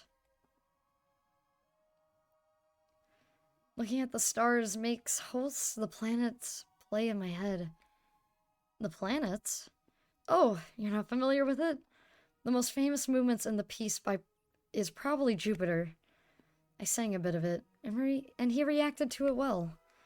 I knew that it's not the celestial bodies, but the sounds are so rich that personally, I see a connection between it and the vast universe. All the compositions are great, and they seem to improve your mental image of the planets. Which one do you like the most? Well, it's hard to pick just one, but I guess I'd go with Venus. Venus, the bringer of peace. That was the name given to the composition. It suits you perfectly. I'm happy to hear that, but you actually remind me of Venus too. Really? Or, wait, Mercury, Stop barking at me! Hi, Ashy, how you doing? Hi! I'm always kneeling for heterochromia. Oh, yeah, no. The heterochromia, like, so they have, MAMIYA looks like another character in the game, who is the trans character. Which, I don't know why they did that. I don't know if that, like, relays later on into the story, or, like, that character's like a descendant from MAMIYA or something. I don't know. I don't know how that plays, but we'll see. Or maybe Uranus might be a better fit. Honestly, I feel like you're all the planets at once. Also, how are you, Ashy? I almost said Maki, because I saw Maki at the end. That's a whole different person. I smiled, but MAMIYA made a complex expression, and seemed to be thinking about something.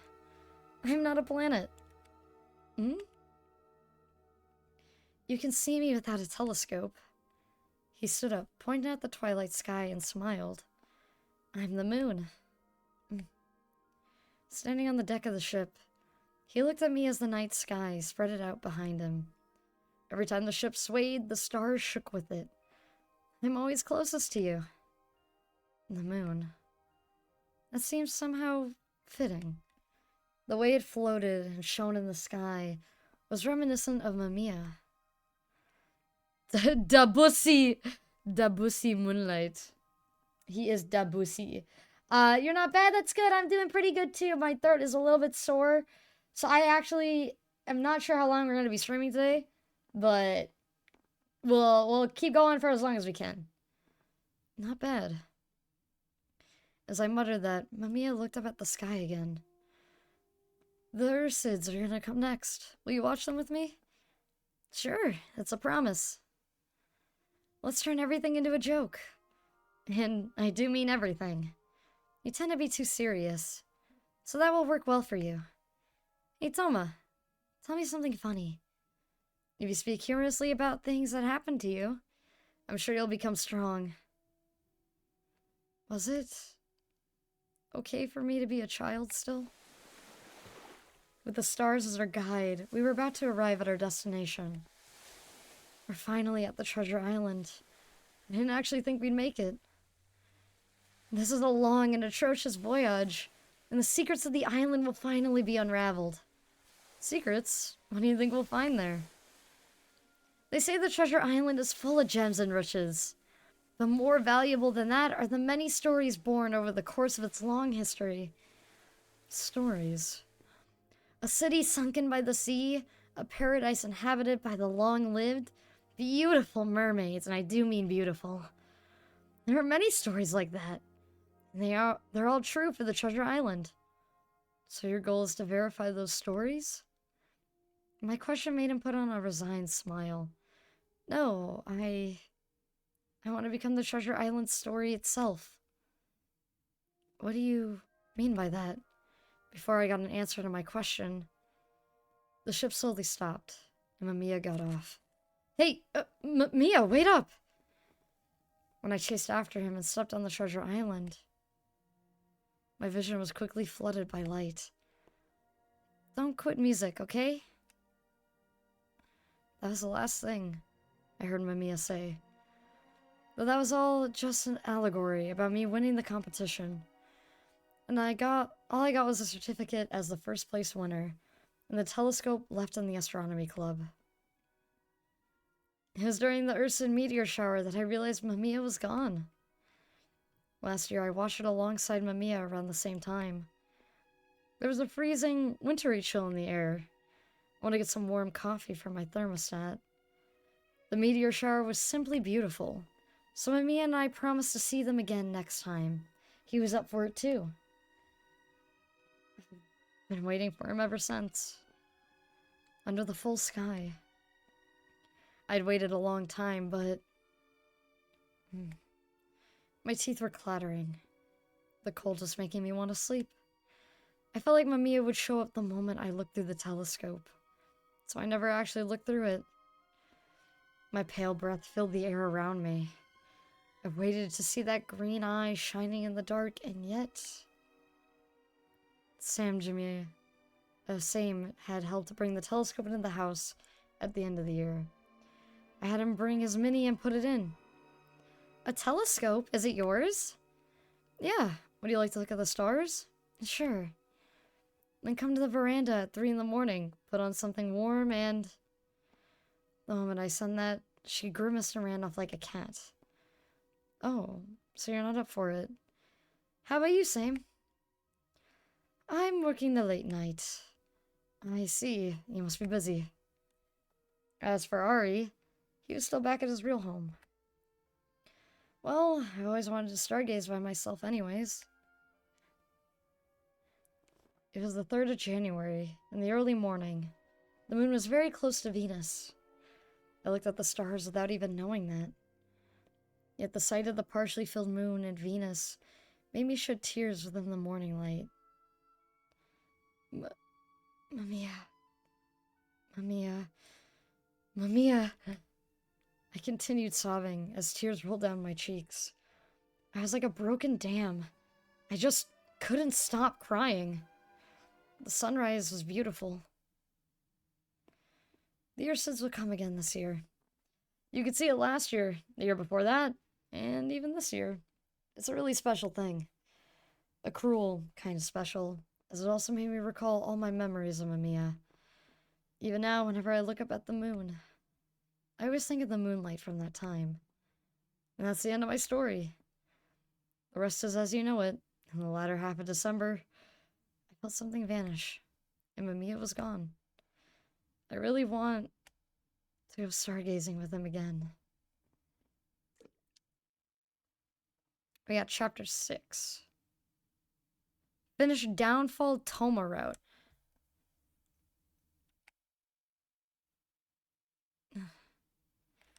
So I think this is where we need to keep doing the stories. I mean, I'll save. Yeah, overwrite. Hold on, back. Still holding the book, I fell silent. I tried my best to... Oh, I clicked the wrong button. Resume. I tried my best to remain objective, but I couldn't help but become invested.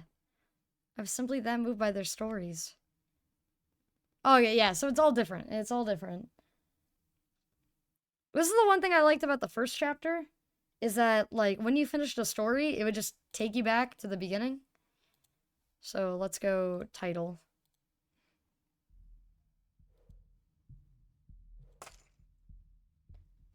Go back into the others or keep going and return them whenever you want. You must read them before Doomsday. That's what I'm thinking, is like, well, let's just read them now.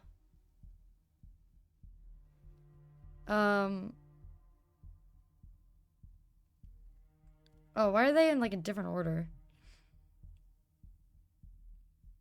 Oh, these are all the versions of their MAMIYAs on the cover. Oh shit, I didn't even realize that.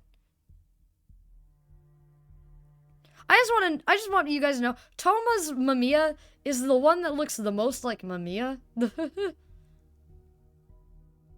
But it just does. Alright. Ari, tell your story. Actually, yeah, we'll do Ari. What kind of a person was he actually? With that question in mind, I allowed myself to sink deeper into the story. Chapter 5, Arisugawa. Arisugawa. He was the problem child of the house and never hesitated to instigate others. Despite that, he was a children's author.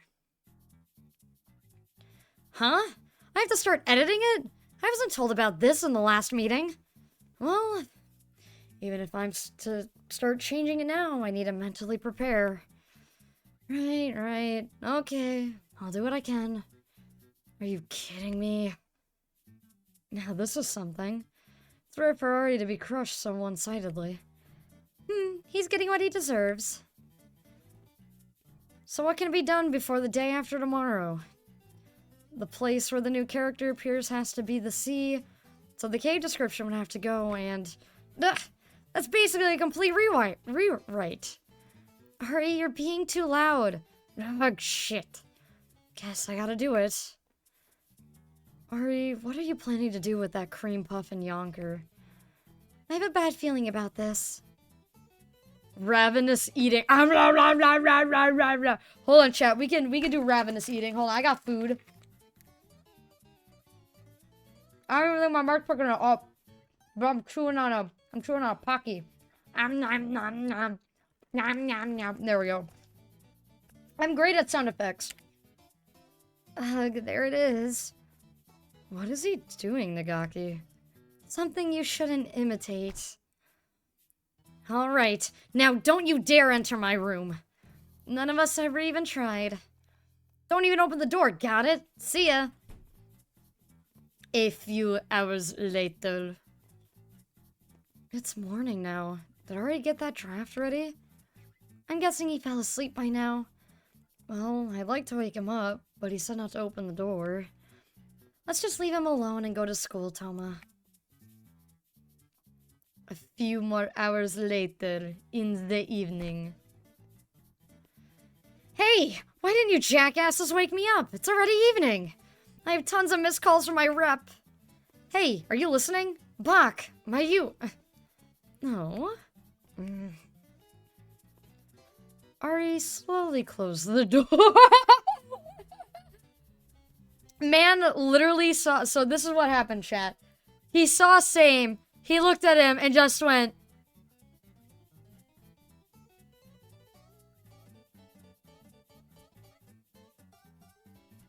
Just fucked right off. He saw Same and was like, nah, we ain't deal with this fucker. Why must he be there, of all people? Oh, shit, fuck. I'll do it. I'll just fucking do it. Clenching a pack of cigarettes, Ari turned back towards the screen of his word processor. The next day... Arisugawa was in the living room. It looked like his soul had left him. He sat on the sofa with these cigarettes in his mouth and his eyes wide open. Don't smoke inside the fucking house. Ari, please smoke outside or under the ventilation van. He won't hear you. He's probably unconscious. What a nuisance. I can't believe he actually writes books for children. I wonder what kind of stories he writes. I'll never let you lot read them. He suddenly shouted that before promptly falling back down on the sofa. Is he that against it? Seems that way. Personally, I'd love for you guys to hear my performances. Others are so difficult to understand. This was Ari Sugawa's everyday life. God, how do I put this? He's a foul-mouthed oddball, but I can't bring myself to hate him. In fact, I'm becoming more and more interested in him. I should continue watching him for a while longer. Will you give it a rest already? Nagaki sounded an indigent yell. When Arisugawa and Samjay simultaneously turned around, they both saw Nagaki and Toma standing in front of them, looking rather imposing. But this asshole! But you're both guilty and you're both getting punished. You there, musician guy, stop this hysterical... You're the hysterical ones here. Cool your jets, you two. In the end, Toma made them both leave. It was meant to be a fun time. They were supposed to decorate, have a party, celebrate, and make some memories. It's clearly your fault, dude. Is that really the first thing you should say here? You're the one who never listens. And who laid out those unreasonable conditions, huh? Who tried to get them through? Yeah, some work you're doing, you state dog. I can make you accept those conditions here and now, if you wish. Oh, you want to go? Fine by me. Let's just... A third voice called out to them. This is the address that ordered 3 value pizzas, right? I have them right here. The two foes in a pre-fighting position. They did recall that someone had ordered pizzas. They were also hungry. In fact, their hunger was one of the reasons why they were fighting. See, Ari, you're not you when you're hungry. Get a Snickers. Fuck. I'm choking on some leftover Pocky, chat. My downfall would be a Pocky. Is this the right place? It is. You've got the right house, buddy. We were out here waiting for you because this neighborhood's kind of difficult to navigate. Oh, I see. Thank you. The people inside will settle the bill. Oh, and we'll hold on to those pizzas for you. I'm sure they're plenty heavy. Okay, here you go. Ari took the pizza boxes from the delivery boy. They're gonna throw them at each other. Excuse me, please pay for the pizza. By the time the clueless boy rang the bell, the two already had taken the pizzas and run off. Wow, this is some cheap-ass pizza. The base is so thin. The cheese can stretch pretty good, though. The two sat on the stairs of a pedestrian bridge and ate the 3 pizzas. Jesus Christ, how hungry are you? The people passing by were surprised at first, but ultimately ignored them. They could easily picture Nagaki going crazy with anger, while Toma reluctantly surrendered the money. The road was right next to a national highway. It was pretty busy, too. The hot pizza they ate had lost all warmth by now, and they were working through the rubber like cheese. I suppose we should head back now. I ain't going back with ya. Ari stood and prepared to go in a different direction. Where are you heading? What's it to ya? Make no mistake, I care less about you than any other living being on this earth.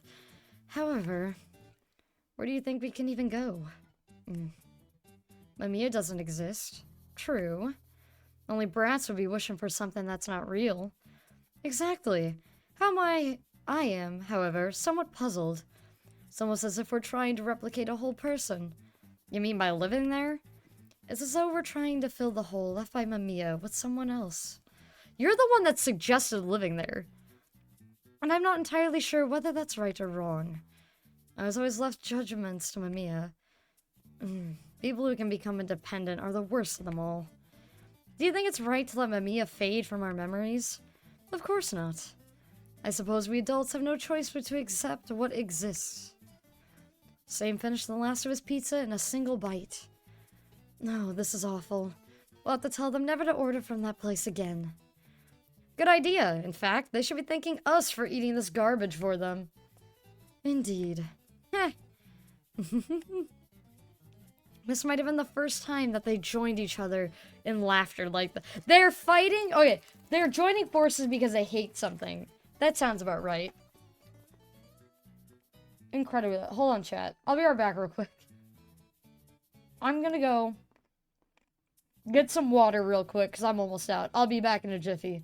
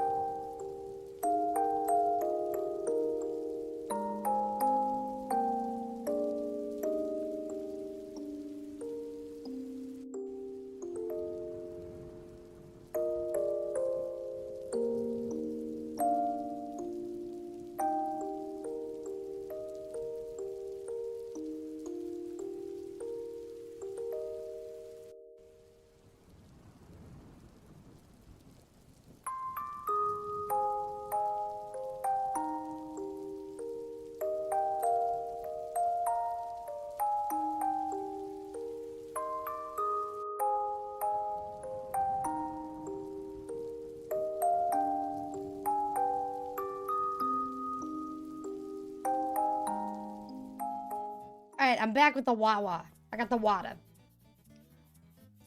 Also, am I the only person? So I work in a childcare setting, or I used to. I don't anymore now. Yesterday was my last day for that. For now. But I got so used to calling water Wawa that I would like go up to people and go, "Hey, can I have some Wawa?" And they would look at me like, "Huh?" And I'm like, "Oh, fucking water." Like, I want my water. Now Wawa. Welcome back. Thank you. Thank you.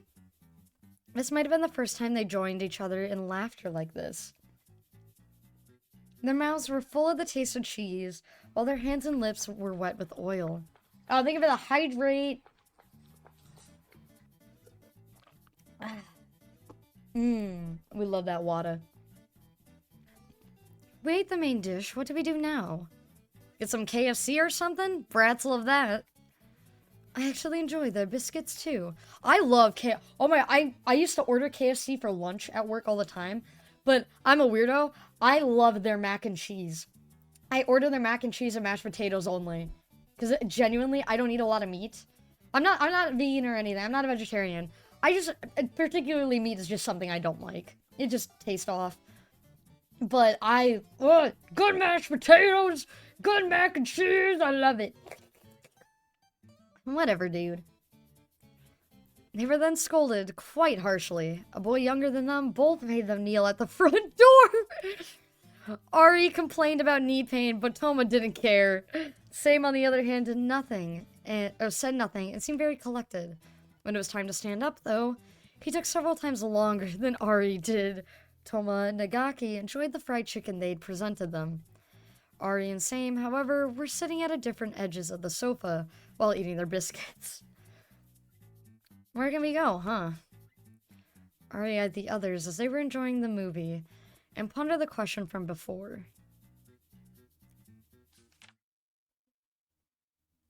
Chapter 5. Just try and fucking say that again.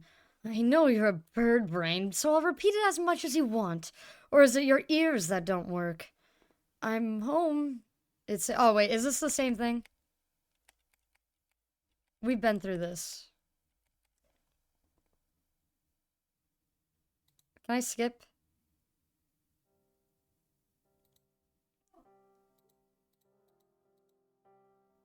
I was only doing MAMIYA coming back.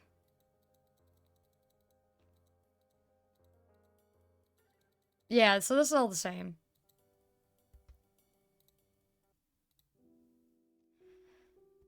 Sometimes things went well.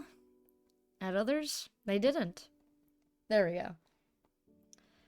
Their various exchanges, they seemed to be drawing close. But then, things began to crack. Every now and then, they realized that MAMIYA was no longer with them.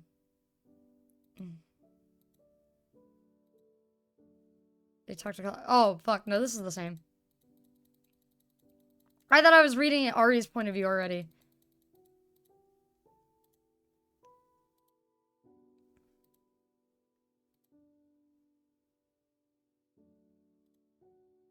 Alright, keep skipping! Skip! I think it skips till something new pops up.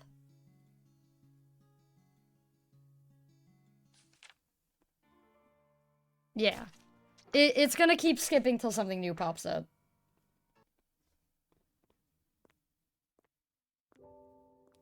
Yeah, this is a long fucking cutscene that stays the same though.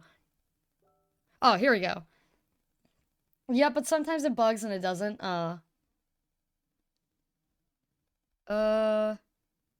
No, this seems new. Okay. Oh, you got a new story? Yeah, this one's great. Oh. I'd love for it to be printed and reach as many people as possible. Huh, it's rare for you to say that. I can't wait to read it.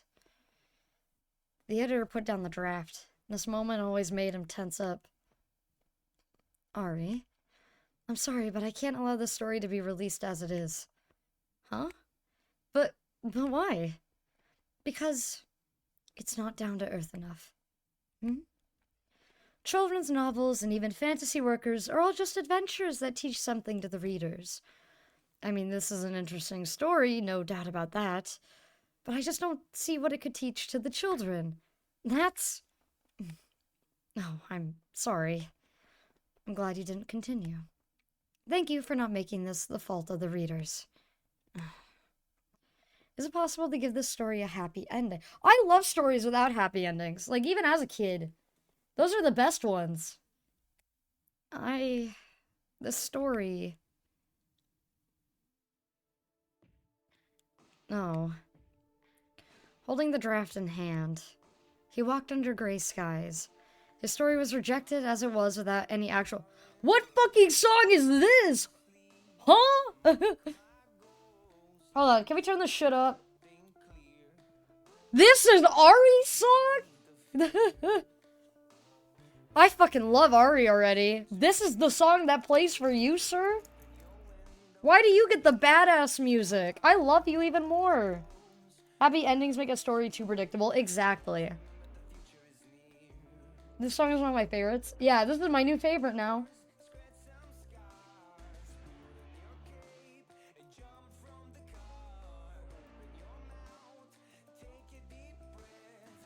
Hold on, we're relishing this song for a minute as I ate a Pocky. I feel like there should be a fight scene. Oh, I love this. His story was rejected as it was without any actual ending. Whoops, I clicked the button. The story was in fact about Ari and MAMIYA. It's pretty obvious what he wished to convey with it. He wanted to prove that MAMIYA existed. He actually worked really hard to make that come through his story. Is it possible to give this story a happy ending? He spent a long time thinking. He wanted to give the story a happy ending. He truly did. But no matter how much he thought about it, Ari was unable to give it a positive conclusion. There's no need to change the message. What's important is who that message will reach, and how it'll reach them. He mulled over the words that MAMIYA had once told him. Because MAMIYA's the girl for him, right? I don't know. I was sure I'd pick the best way to do it. The same goes for the audience. I wanted my message to reach. But if this is what happens, it can only mean that there's a problem with the message itself. He looked up at the people walking by the road. There was a man hiding in his clothes to keep warm. Smiling lovers keeping each other close. Children playing around. He saw himself and MAMIYA in all of it. He tried his best to keep his emotions at bay as his face contorted in pain. It didn't matter if it was foolish or ridiculous. He was ready to be laughed at. So please, listen to my story. They only have to listen. What's important is letting them know about MAMIYA. But even you... Arisagawa's writing a story about Mamiya, though. I can't. Ari, your lip's bleeding. Sorry, I just can't write my story. Huh? I'm utterly unable to convey Mamiya's qualities, charms, humor, or knowledge. What? Why? Why can't you do it? Don't give up, Ari. If you can't do it, then we... Do it! Come on, just do it! Write your story already. Why can't you just do it? Nagaki. You can tell my throat is clearing up because I can do her voice better now. Why? So it seems that not a single one of us is able to feel it. Can overcome society, blah blah blah blah blah. We've done this.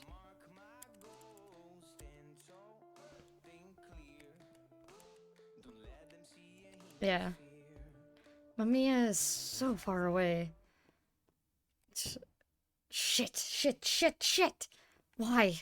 Why the fuck do I have so much trouble writing this shit? Shit, this is garbage. I can't hand in something like this. If I can't even finish this, then why the hell did I become a writer in the first place? Arisugawa appeared in the living room with several drafts in hand. His eyes were hollow and completely devoid of light. He simply went back and forth between the bathroom and the kitchen. Ari. Fuck. Please, back away. Same stood before that hollow shell of a man and launched a powerful roundhouse kick. Jesus Christ! Man literally said, KO, finish him! Whoa. Okay, that's just mean. You goddamn piece of... What are you whimpering about, Mr. 99er? Huh? If you can't write, then talk. Unlike you, we can't write stories. However, anyone can speak. That's the kind of place this house is. You stay here the longest and breathe the most of this place's air, so you must do this. Easy for you to say when you know nothing about the pain and hurdles of creation. Arisugawa looked at the others in a room littered with drafts and crumpled notepad pages. You want me to talk about Mamiya?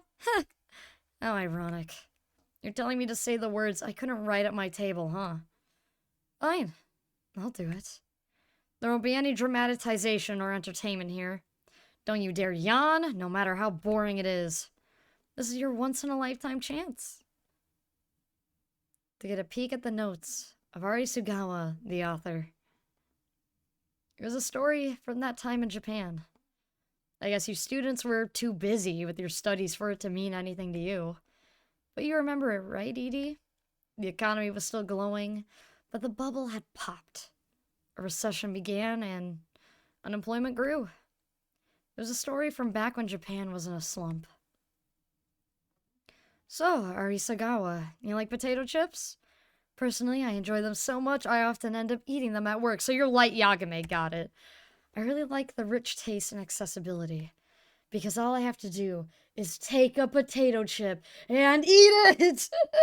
Hi, Flora, look at all the wiggles. We got Wigman, we got Gecko, we got all the little wiggles. I still need to play the new map in Valorant.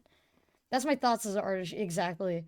I love watching everyone's reaction to the song. That is the one song that hits harder than Mamiya. I don't know why it hits so hard, but it does. So, yeah, here's some consomme chips, my favorite. Eat those and think about it, alright? Shit. Shit.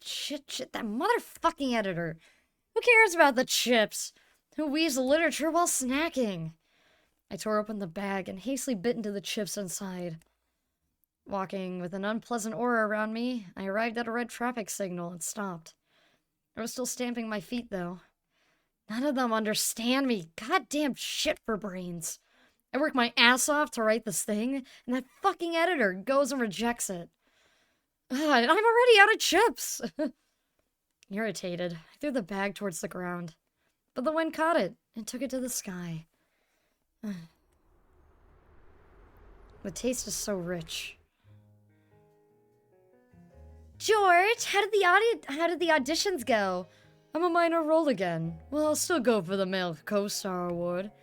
I'm also stuck on my latest work. I can't get over the nose of my model. I might just have to go get their manager.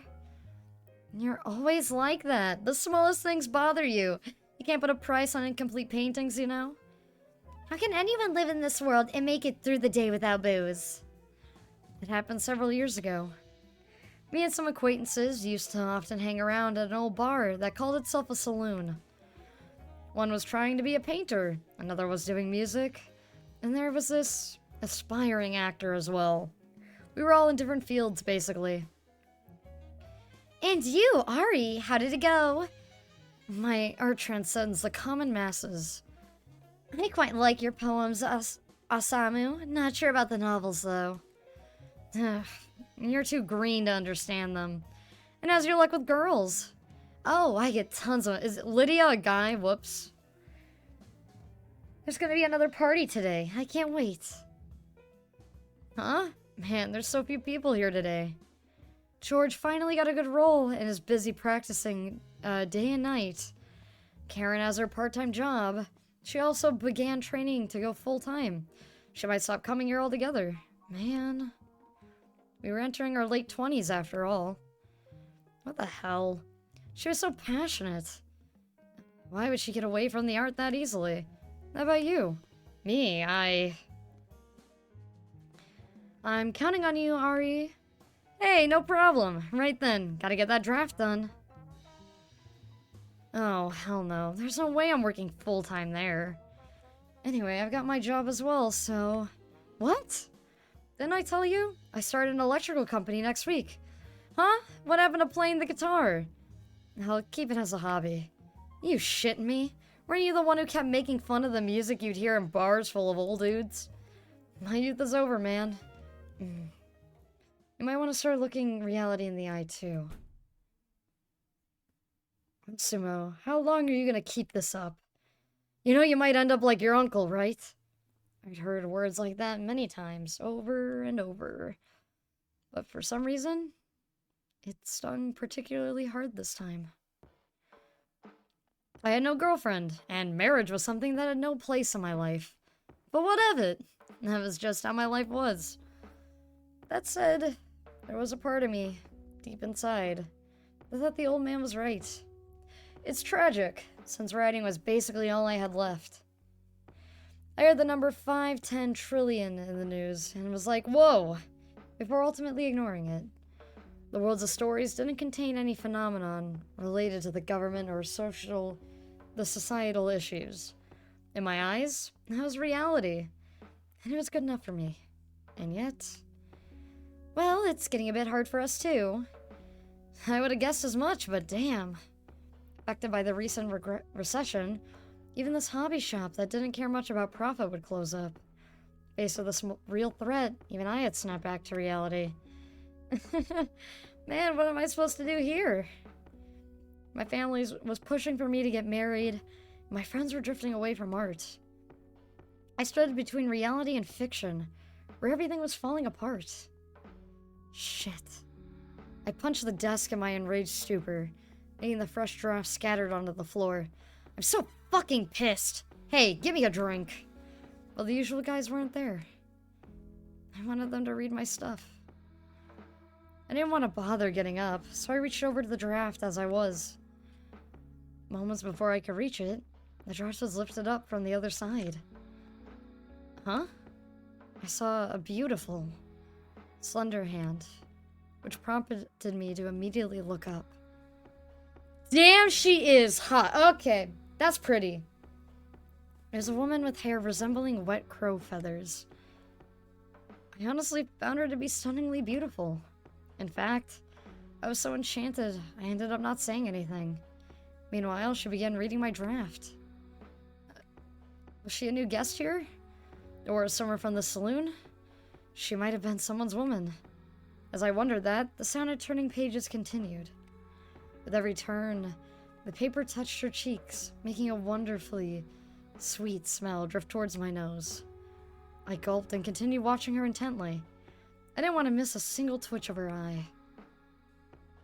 I felt like I was at the publisher's for the first time again. She slightly opened her mouth and prepared to talk. To me, That moment felt like an eternity. Why didn't anyone notice it? Her voice and words touched my heart. I finally met someone who could appreciate my literature. As my chest filled with excitement, she gave me back the papers. You're not cut out for this. What? She put the draft on the desk, smoked her cigarette, and walked away with a smile. What the hell? What the hell's up with that bitch? Yo. There was only that woman at the counter. Were the others at work? As I considered leaving, my eyes met hers. How's the writing going? None of your business. Going to ignore my advice? You really like taking the long road, huh? I didn't hide my displeasure. In fact, I scowled to make sure it was obvious to her as possible. She is so pretty, yes. I hated women that didn't know their place and acted all— God damn it, you're a fucking misogynist. I want to like you. I really do, Ari. But you can't go saying shit like this. We love masculine women. We love all types of women. We love pretty girls, the ugly girls, the short stacks, the thick thighs that save lives. Actually, there's no such thing as ugly girls. What the fuck am I talking about? We love them all. I love the curves. I love the swerves. I love the little indents. I love them all. Same with men. We love chubby men. We love good men. We love slim men. We love them all. We love the twinks. We love the hunks. We love the himbos. And we love the junks. What am I going on about? I don't know. Why the hell was a woman, of all people, making fun? God damn it. 'Cause you're a fucking lowlife. Are you new here? What's your name? I'm MAMIYA Osamu. Wait, how do you know mine? It was on the draft. That's a pen name. Pretty cool, right? Oh? It really doesn't sound like one. I wasn't myself right now. And I really didn't want this woman to be in control of the conversation. You just be vulnerable. Be a little bitch, okay? Be a bitch boy for once, and you'll see how far that gets you in life. Got anything to show? Not to you. What? I'm asking if there's anything you can write. Oh, are you curious? No, I'm just saying I've no intention of listening to someone who can't even create anything. The words of someone who doesn't know the hurdles of creation hold absolutely no weight to me. Well, that's the one thing we agree on then.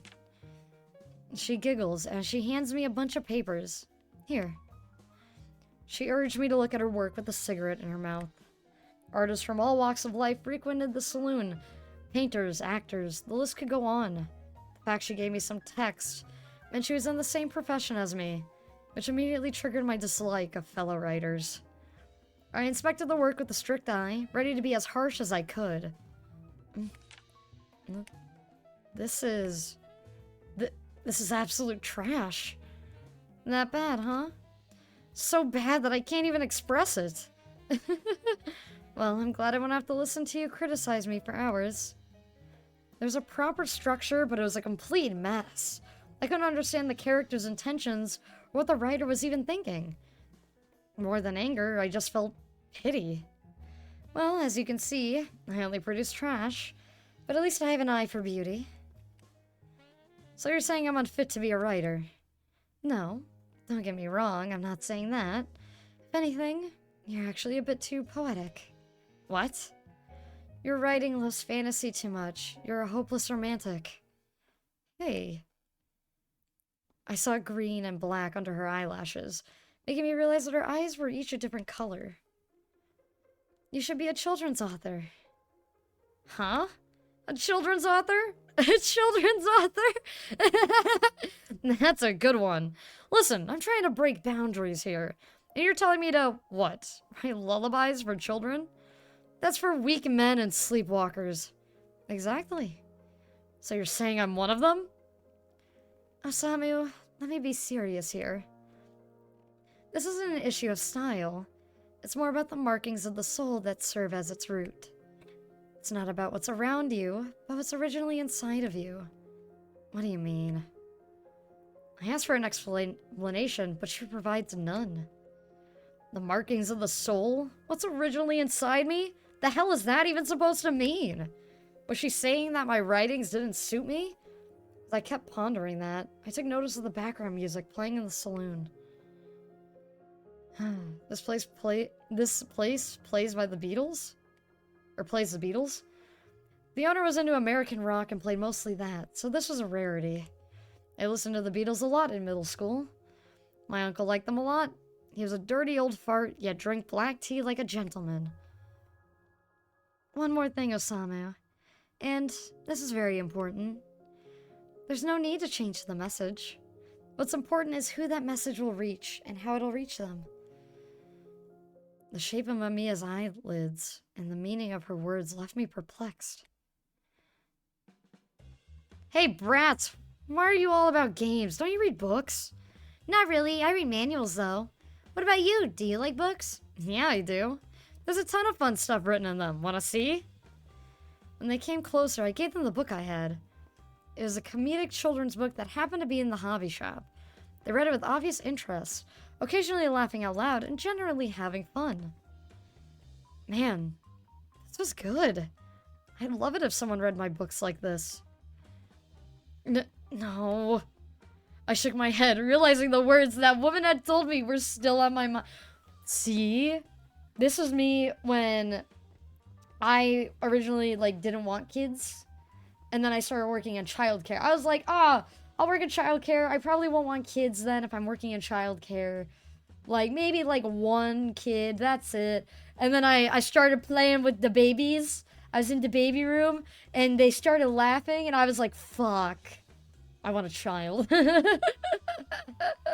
God damn it. The same with this man. Nonetheless, I was unable to clear my head, causing a certain irritation to well up in my heart. Ugh, shit. I didn't know what to say. I felt like the publisher had just told me again that my work was boring. I don't usually care about what people think. I don't care what people say about me. I was well armed. However, presenting a piece of work felt like taking your very own child, a naked baby, and showing it off to someone. Having it criticized was akin to seeing it bleed, and it filled me with an immense amount of pain. So I had to achieve greatness in order for people to appreciate my work instead of hurting it. I just want my words to reach them. I lit another cigarette out of sheer irritation. I began smoking them when I snatched them from my uncle. My uncle had died when he was still young. He was kind to me, and we had similar tastes. My parents were both the outgoing type who only listened to pop music you'd hear on TV. My uncle, however, showed me lots of foreign music. Ever since I was in elementary school, he would introduce me to things like manga and novels. Children's books. I was pretty sure I still had some books given to me by my uncle. I dug through the books and poetry complications given to me by my friends to find them. There. It was a tanned and aged Tanokobon-sized book. A single look at the penned illustration on the cover instantly took me back to those days. I hadn't been this excited in ages. This was a real page-turner for me. I couldn't stop. Before I knew it, I spent the entire time even reading it. Do you know Sputnik 2? Oh, the Russian sat? Yeah, Apollo 11 may be the most famous spacecraft, but the silver ball is an important part of space development in history. We can't forget about it. No, I wonder how long Laika survived. Oh, I don't know. You had the capacity to worry about the animals. Huh? Of course I do. What do you mean? I'm joking. Although, it's hard to tell if what the media puts out is true or not. No one actually witnessed Laika's final moments, so there's no way to confirm when she died. So, all that matters is what you yourself thought when you heard about it. Me? The woman calling herself Mamiya put on a smile. You can only know reality through your own interpretations of the things you see. Your novels are no different in that regard. Her extended finger shone white in the light of the bar counter. There are the results of you evaluating things you saw using yourself as a filter, right? Stories may be fiction, but at the same time, they're reality. My reality, huh? Those words echoed awfully strong in my ears. As though the silence the tinnitus, I downed the whiskey. What the hell? It was no good. Next day, I left the publisher with a bitter face, carrying my draft. It was a draft for a children's novel I wrote, just as Mamiya had told me. This is no good, Ari. Moon King? Really? This is meant to be a story for children. The story was about two boys who, accompanied by Laika, went on a journey to defeat the Moon King. Laika, too. Wouldn't she be better fit for a more adult story? I get that, but this is a story I want to write. But kids these days seek something more stimulating. And we live in a day-and-day age where stuff like Space and Sputnik are just old. Yeah, but it's got fighting! In the end, I wasn't able to convince the editor. Feeling dejected, I was about to go to the hobby shop when... What's that? A story about two boys and a dog who go to defeat the Moon King. Made me feel stupid to even do it, but I replied, albeit nonchalantly. What's a Moon King? Yeah, kids these days are so... Wait. I realized the curious weren't asking me in a mocking tone, but were genuinely curious. After thinking for a moment, I began describing the Moon King in my story. Listen, the Moon King is... Children had the ability to concentrate. They got invested in the story I was telling them pretty quickly. I enjoyed that. As I watched their reactions, I added explanations. It even changed a few phrases. The questions continue even after I was done. It reached a part of my backbone I didn't even know I had. Oh, sorry, I'm gonna make myself a tea because my throat feels like a desert. No, that's fair. That reminds me, I should take a sip of water. Delicious. It made me feel like the time I spent here was more important than anything else. This time I wasn't in the same old literature department.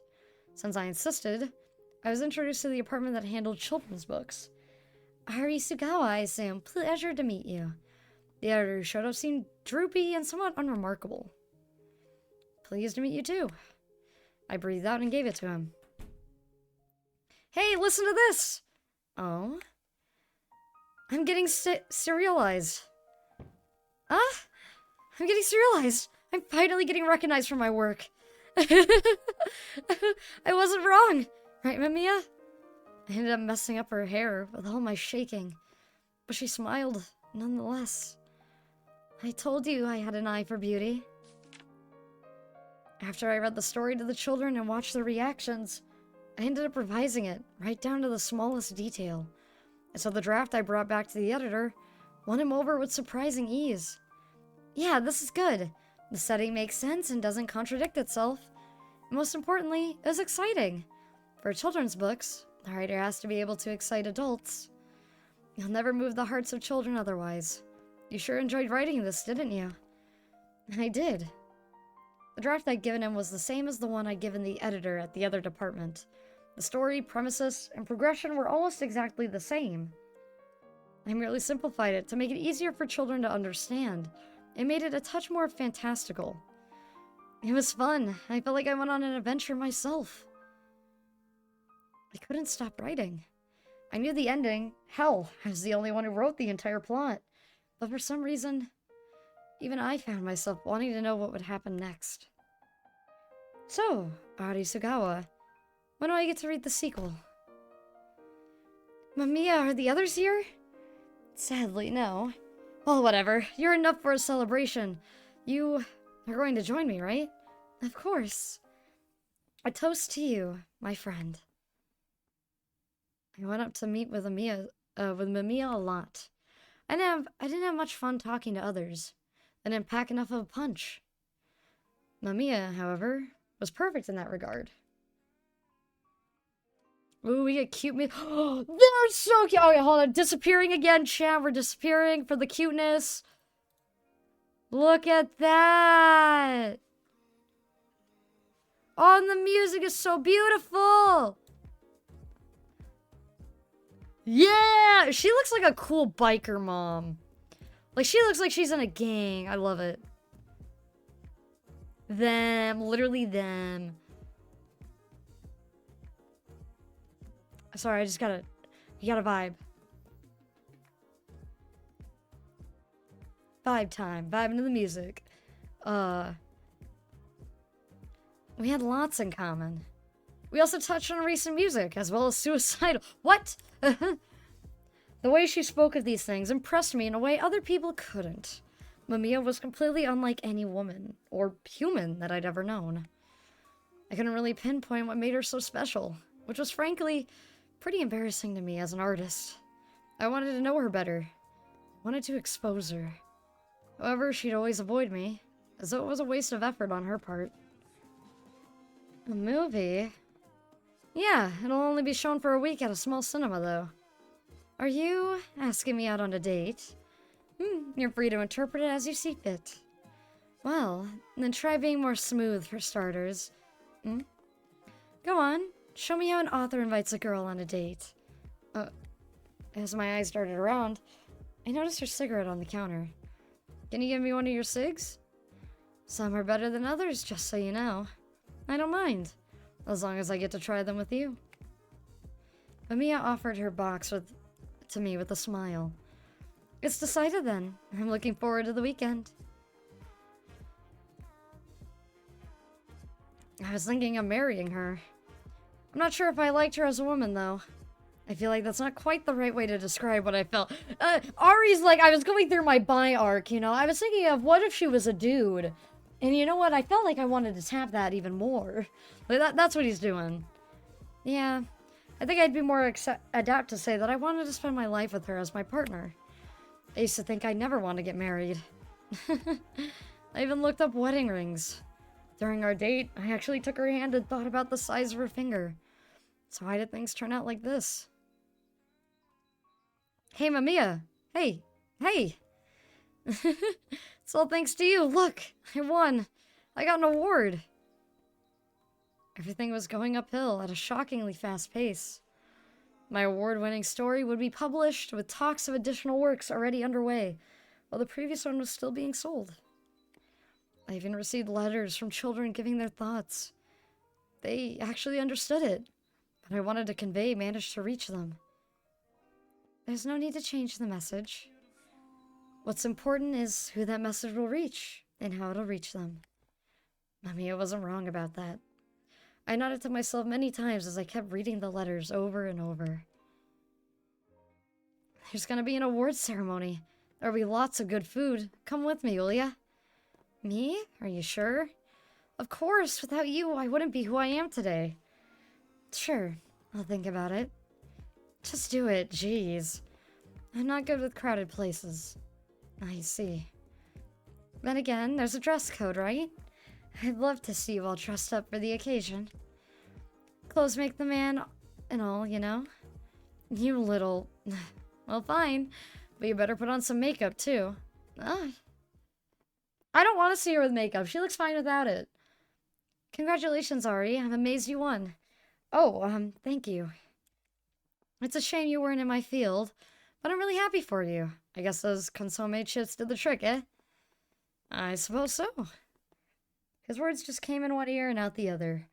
I focused solely on looking around the place. But no matter how hard I looked, MAMIYA was nowhere in sight.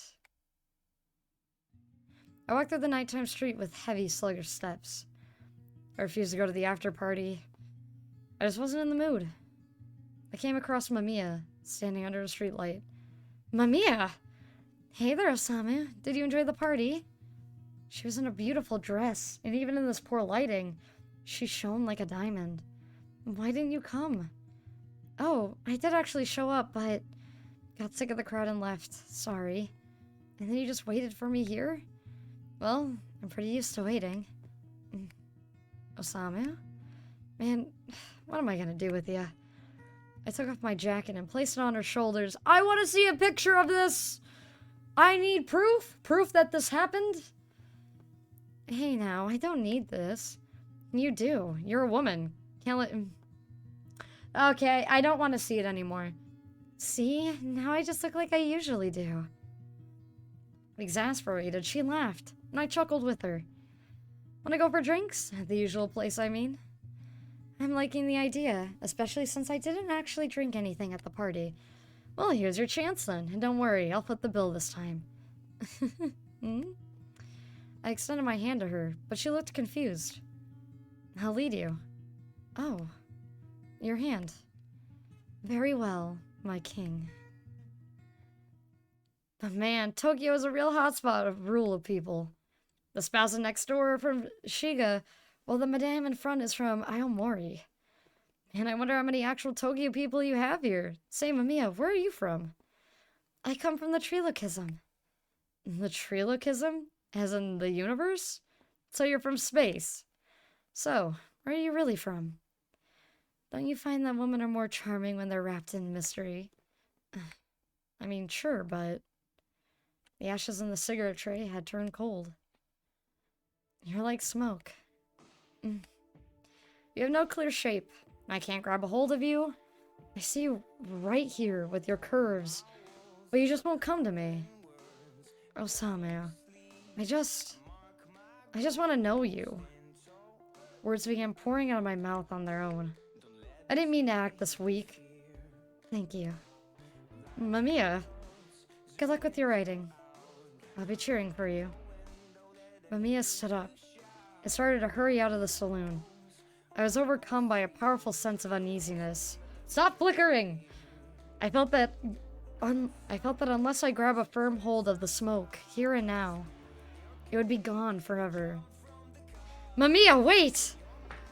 I grabbed her arm. It was so slender. It was like holding nothing at all. Like it could slip through my fingers at any moment. Where are you going? Back. Back where? Where I came from. You mean the Trilogism? Yeah. I want to go there too. I want to go where you're going. You can't. I felt like she had just rejected my marriage proposal. You can't come to the Trilogism. Why? Live and weave your story. Unlike me, who can only write crude works, you have many children waiting for your stories. Being a children's author is a wonderful thing.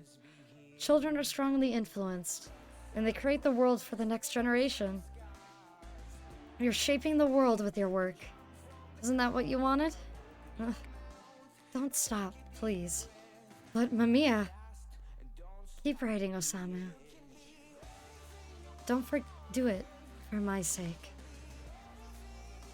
On that fateful day in December, she stopped showing up completely. I tried to find her. I combed through the whole of Tokyo. I followed the scent of the tobacco she liked, the taste of alcohol she drank, and the art she had a fondness for. But you all know how that went. I couldn't find Mamiya, and now here we are, licking each other's wounds. I talked big, but I really didn't tell the story as well as I said I would. Writing's more my forte. Although, I can't actually write anything about her. Pretty ironic, huh? I'm this desperate to tell the world about Mamiya. Hell, she even told me to keep weaving my stories. But without her, I found no joy in any letter I type. Goodnight Moon is the achievement. How is this author able to make me simp for almost every character in the game? I know! Even if they're assholes! Alright, and then we go back to chapter 2. Oh, I broke it! Title. Get me out of here! Alrighty, folks. I think that's where we're gonna end it for now, just because my throat is dying. It's death. Don't leave just yet, though. We are gonna go raid. Also, if you want to see more of me, I will actually be on another person's live stream today. I don't know who, but Ichiban is the person that Ichi the Invader. Hold on, let me give them a shout out. I don't know if they're gonna be streaming this, but Ichiban the Invader does not exist. God damn it! What is your stream name? Hold on, I want to recommend this person, but I can't find it. Ichi! What's your Twitch? God damn it! Why don't you show up? No, let me look. Let me stalk you, god damn it. I mean, don't let me stalk you. That's not what I'm here for. Oh, it's Ichi. It's Ichi the Invader. Ah, I'm an idiot. Hold on. Shout out. Ichi the Invader. But yes. I will be playing some Leave Company with them and their friends.